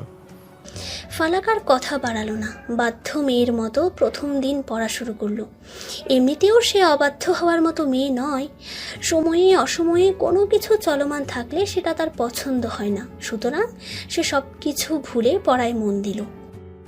নিশুরও কোনোভাবে এতটা সময়ে একটু অস্বস্তিতে পড়তে হলো না। অন্য সময় যেমন ফালাক ছোট ছোট বাক্যে বেশ অন্যরকমভাবে তার সাথে কথা বলে, সেটার ভিন্নতা প্রকাশ পেল এবার। তবে ফালাকের মুখে আজ হাসিটা দেখতে পায়নি সে, মাঝে মাঝেই কেসে উঠেছে। ফালাককে দেখে অসুস্থও লেগেছে তার কাছে। ঘড়িতে 8:45। সময় কিভাবে এত তাড়াতাড়ি গেল বুঝতেই পারল না কেউ। ফালাক হঠাৎ ঘড়ি দেখে বলল, অনেক সময় চলে গিয়েছে তো, 8:45 বাজে। আজকের মতো এই অবধি থাকুক তাহলে। বাসায় কিন্তু পড়তে হবে একা একা, শুধু প্রাইভেট পড়লে রেজাল্ট ভালো হবে না। হ্যাঁ পড়বো। তাহলে আমি আসছি, পড়ার সময় কোনো কিছু না বুঝলে চিহ্নিত করে রাখবে। এখন আর রুমে যেতে হবে না, একদম খেয়েই যান, আমি মাকে বলছি। বলেই কেসে উঠল ফালাক। সাদা দুটো গাল যেন রক্তবর্ণ ধারণ করলো, চোখ ভিজে উঠল। নিশো প্রশ্ন করে বসলো, ঠান্ডা লেগেছে? ফালাক উত্তর দেওয়ার আগেই নিশোর ফোনটা হঠাৎ বেজে উঠল। নিশো পকেট থেকে ফোনটা বের করার জন্য দাঁড়াতেই ফালাক চিৎকার দিয়ে উঠল। নিশো অবাক হয়ে ফালাকের দিকে তাকালো। ফালাক চোখ বন্ধ করে নিয়েছে। নিশো অনুভব করলো সে ফালাকের পায়ের উপর পা রেখেছে, সাথে সাথে পা সরিয়ে নিল সে। ফালাক চোখ খুলল, চোখ দুটো টলমল করছে। নিশো অবাক হলো, এটুকুতেই চোখে পানি। আমতা আমতা করে বলল, সরি, আসলে আমি খেয়াল করিনি। কলটা কেটে আবার ফালাকের দিকে তাকালো। এতক্ষণে পাশের রুম থেকে রাবেয়া বেগম ছুটে এসেছেন। মেয়ের চিৎকার কানে পৌঁছাতেই দৌড়ে এসেছেন তিনি। রুমে ঢুকে ফালাককে নিজের বুকের সাথে জড়িয়ে নিলেন, মাথায় হাত বুলিয়ে বলে উঠল, কি হয়েছে মা? ফালাক মুহূর্ত কয়েক মৌন থেকে বলল, আমি দাঁড়ানোর সময় টেবিলের সাথে পায়ে লেগেছে, রক্ত বেরোচ্ছে হয়তো ওখান থেকে। রাবেয়া বেগম আফসোসের সাথে বলে উঠলেন, ইস, কেন যে রান্নাঘরে যেতে গেলি তখন? বিপদ লেগেই আছে। নিশু কিছু বুঝতে না পেরে জিজ্ঞেস করলো, কি হয়েছে পায়ে? পা কেটেছে। কিভাবে কাটলো? মার হাত থেকে মপ পড়ে ভেঙে গিয়েছিল। আমি তখন রান্নাঘরে যেতেই ফ্লোরে থাকা ভাঙা অংশের একটু পায়ে ঢুকে গিয়েছিল আমার। নিশু চোখ খিচে বন্ধ করে নিল, কপালে হাত দিয়ে চ জাতীয় শব্দ উচ্চারণ করলো। পায়ের দিকে তাকিয়ে দেখলো ফালাক পা একটু উঁচু করে এক পায়ে মাকে ধরে দাঁড়িয়ে আছে। মেঝেতে সাদা টাইলসের রক্ত স্পষ্ট দেখতে পেল সে। অপরাধ বোধ হচ্ছে তার, কেন যে তাড়াহুড়ো করে দাঁড়াতে গেল তখন। পায়ে ব্যান্ডেজ নেই দেখে রাবেয়া বেগমের দিকে তাকালেন, তাকিয়ে বলল, চাচি, বাসায় স্যাভলন আর ব্যান্ডেজ হবে? রাবেয়া বেগম মাথা নাড়ালেন। হ্যাঁ আছে তো। একটু এনে দিবেন প্লিজ? হ্যাঁ আমি এনে দিচ্ছি। রাবেয়া বেগম ফালাককে বিছানায় বসিয়ে দিয়ে দৌড়ে গিয়ে ফার্স্ট এড বক্স এনে নিশোর হাতে ধরিয়ে দিলেন। নিশো চেয়ার টেনে বিছানার কাছাকাছি এসে বসলো। ইতস্তত করতে করতে ফালাকের পা স্পর্শ করলো। মাথা নিচু করে চোখ বন্ধ করে নিল ফালাক। কি একটা মনে করে পা সরিয়েও নিল। বলল, আপনি আমার বড়, পায়ে হাত দেওয়া বিষয়টা ভালো দেখাচ্ছে না। এগুলো আমার কাছে দিন, আমি পরিষ্কার করে ব্যান্ডেজ লাগিয়ে নিচ্ছি। নিশো ফালাকের পা আবার নিজের হাতে নিল। বলল, সব ডাক্তার নিশ্চয়ই তোমার ছোট না? আপনি তো ডক্টর না। পাশের রুম থেকে জাবেদ সাহেবের স্বর ভেসে এলো। রাবেয়া বেগম বাহিরের দিকে একবার দেখে বললেন, মা, ভাইয়াকে একটু ব্যান্ডেজটা লাগিয়ে দিতে দে, আমি এসব পারি না। আবির থাকলেও নিজেই দিত। তোর বাবা ডাকছে, দেখি কি হলো। রাবেয়া বেগম বেরিয়ে গেলেন। নিশো স্যাফলনের শিশির ক্যাপ খুলে তুলোতে মাখিয়ে নিল। ফর্সা পা রক্তে লাল হয়ে আছে, পায়ের তালুতে বেশ খানিকটা কেটেছে। স্যাফলন ছোঁয়াতেই আহ শব্দ করে বেডশিটে খামচে ধরল ফালাক। চোখ আবার ছলছল করে উঠল। একটু জ্বালাপোড়া করবে, সহ্য করে নাও। আমি আসলে সরি, তখন তাড়াহুড়ো করতে গিয়ে। আপনার কোনো দোষ নেই, এভাবে বলবেন না প্লিজ। একটু সাবধানে চলাফেরা করবে তো। আমি খুব একটা চঞ্চল প্রকৃতির নেই, তখন কিভাবে যেন ওটা হয়ে গেল। আমি ব্যান্ডেজ করে দিচ্ছি, পা ভেজে যাবে না একদমই। আচ্ছা। পায়ের এই ব্যথা নিয়ে চাচিকে গান শোনাচ্ছিলে? আসলে আমার পায়ের অবস্থা দেখে মন খারাপ করেছিল, তাই একটু মন ভালো করে দিচ্ছিলাম। বাহ, মন ভালো করার দায়িত্ব নিয়ে রেখেছো। আমার মানুষদের মন খারাপ দেখতে ইচ্ছে করে না, তাদের ভালো রাখার দায়িত্ব তো আমার। তোমার মানুষ? অন্যদিকে মুখ ঘুরিয়ে কথা বলছো কেন? আমার দিকে তাকিয়ে কথা বলা যায় না? ফালাক কিছু বলল না। নিশো ফালাকের পায়ের কেটে যাওয়া অংশটা ভালোভাবে পরিষ্কার করে ব্যান্ডেজ বেঁধে দিল। বক্সটা পেছনে ঘুরে টেবিলের উপর রেখে বলল, হাঁটাহাঁটি বেশি করবা না, আমি একটু বাইরে থেকে আসছি। তোয়া কল দিয়েছিল। উঠে দাঁড়ালো নিশো। বাহিরের দিকে পা বাড়াতেই ফালাক বলল, আপনি প্লিজ আমার কাছে আসার সময়, মানে আমাকে পড়াতে আসার আগে সিগারেট খাবেন না, গন্ধ সহ্য হয় না আমার। আপনার গা থেকে কড়া গন্ধ আসছিল, সিগারেটের গন্ধ কেমন শ্বাস বন্ধ হয়ে আসতে চায়, আমার কাশি হয়। যদিও কাশি আমার পিছু ছাড়ে না, তবে এই পরিস্থিতিতে বেশিই হয়। নিশো চুপচাপ দাঁড়িয়ে ফালাকের কথাগুলো শুনল, কিছু না বলে রুম থেকে বেরিয়ে গেল।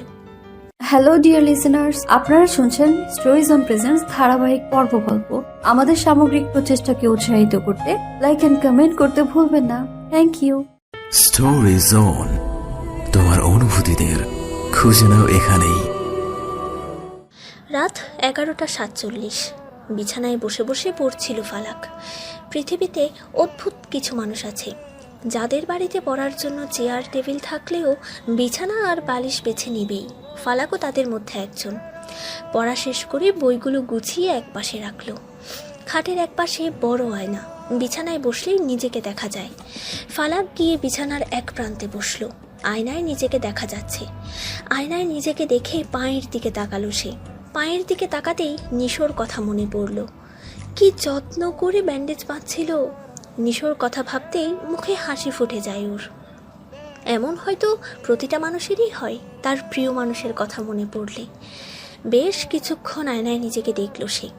ঘড়িতে রাত 12টা জানান দিল। আলো নিভিয়ে দিয়ে সুইচ টিপতেই কানে এলো নিশোর গানের গলা, সাথে গিটারের টুংটাং আওয়াজ। ফালাক মৃদু হেসে গান শুনতে শুনতে শুয়ে পড়ল।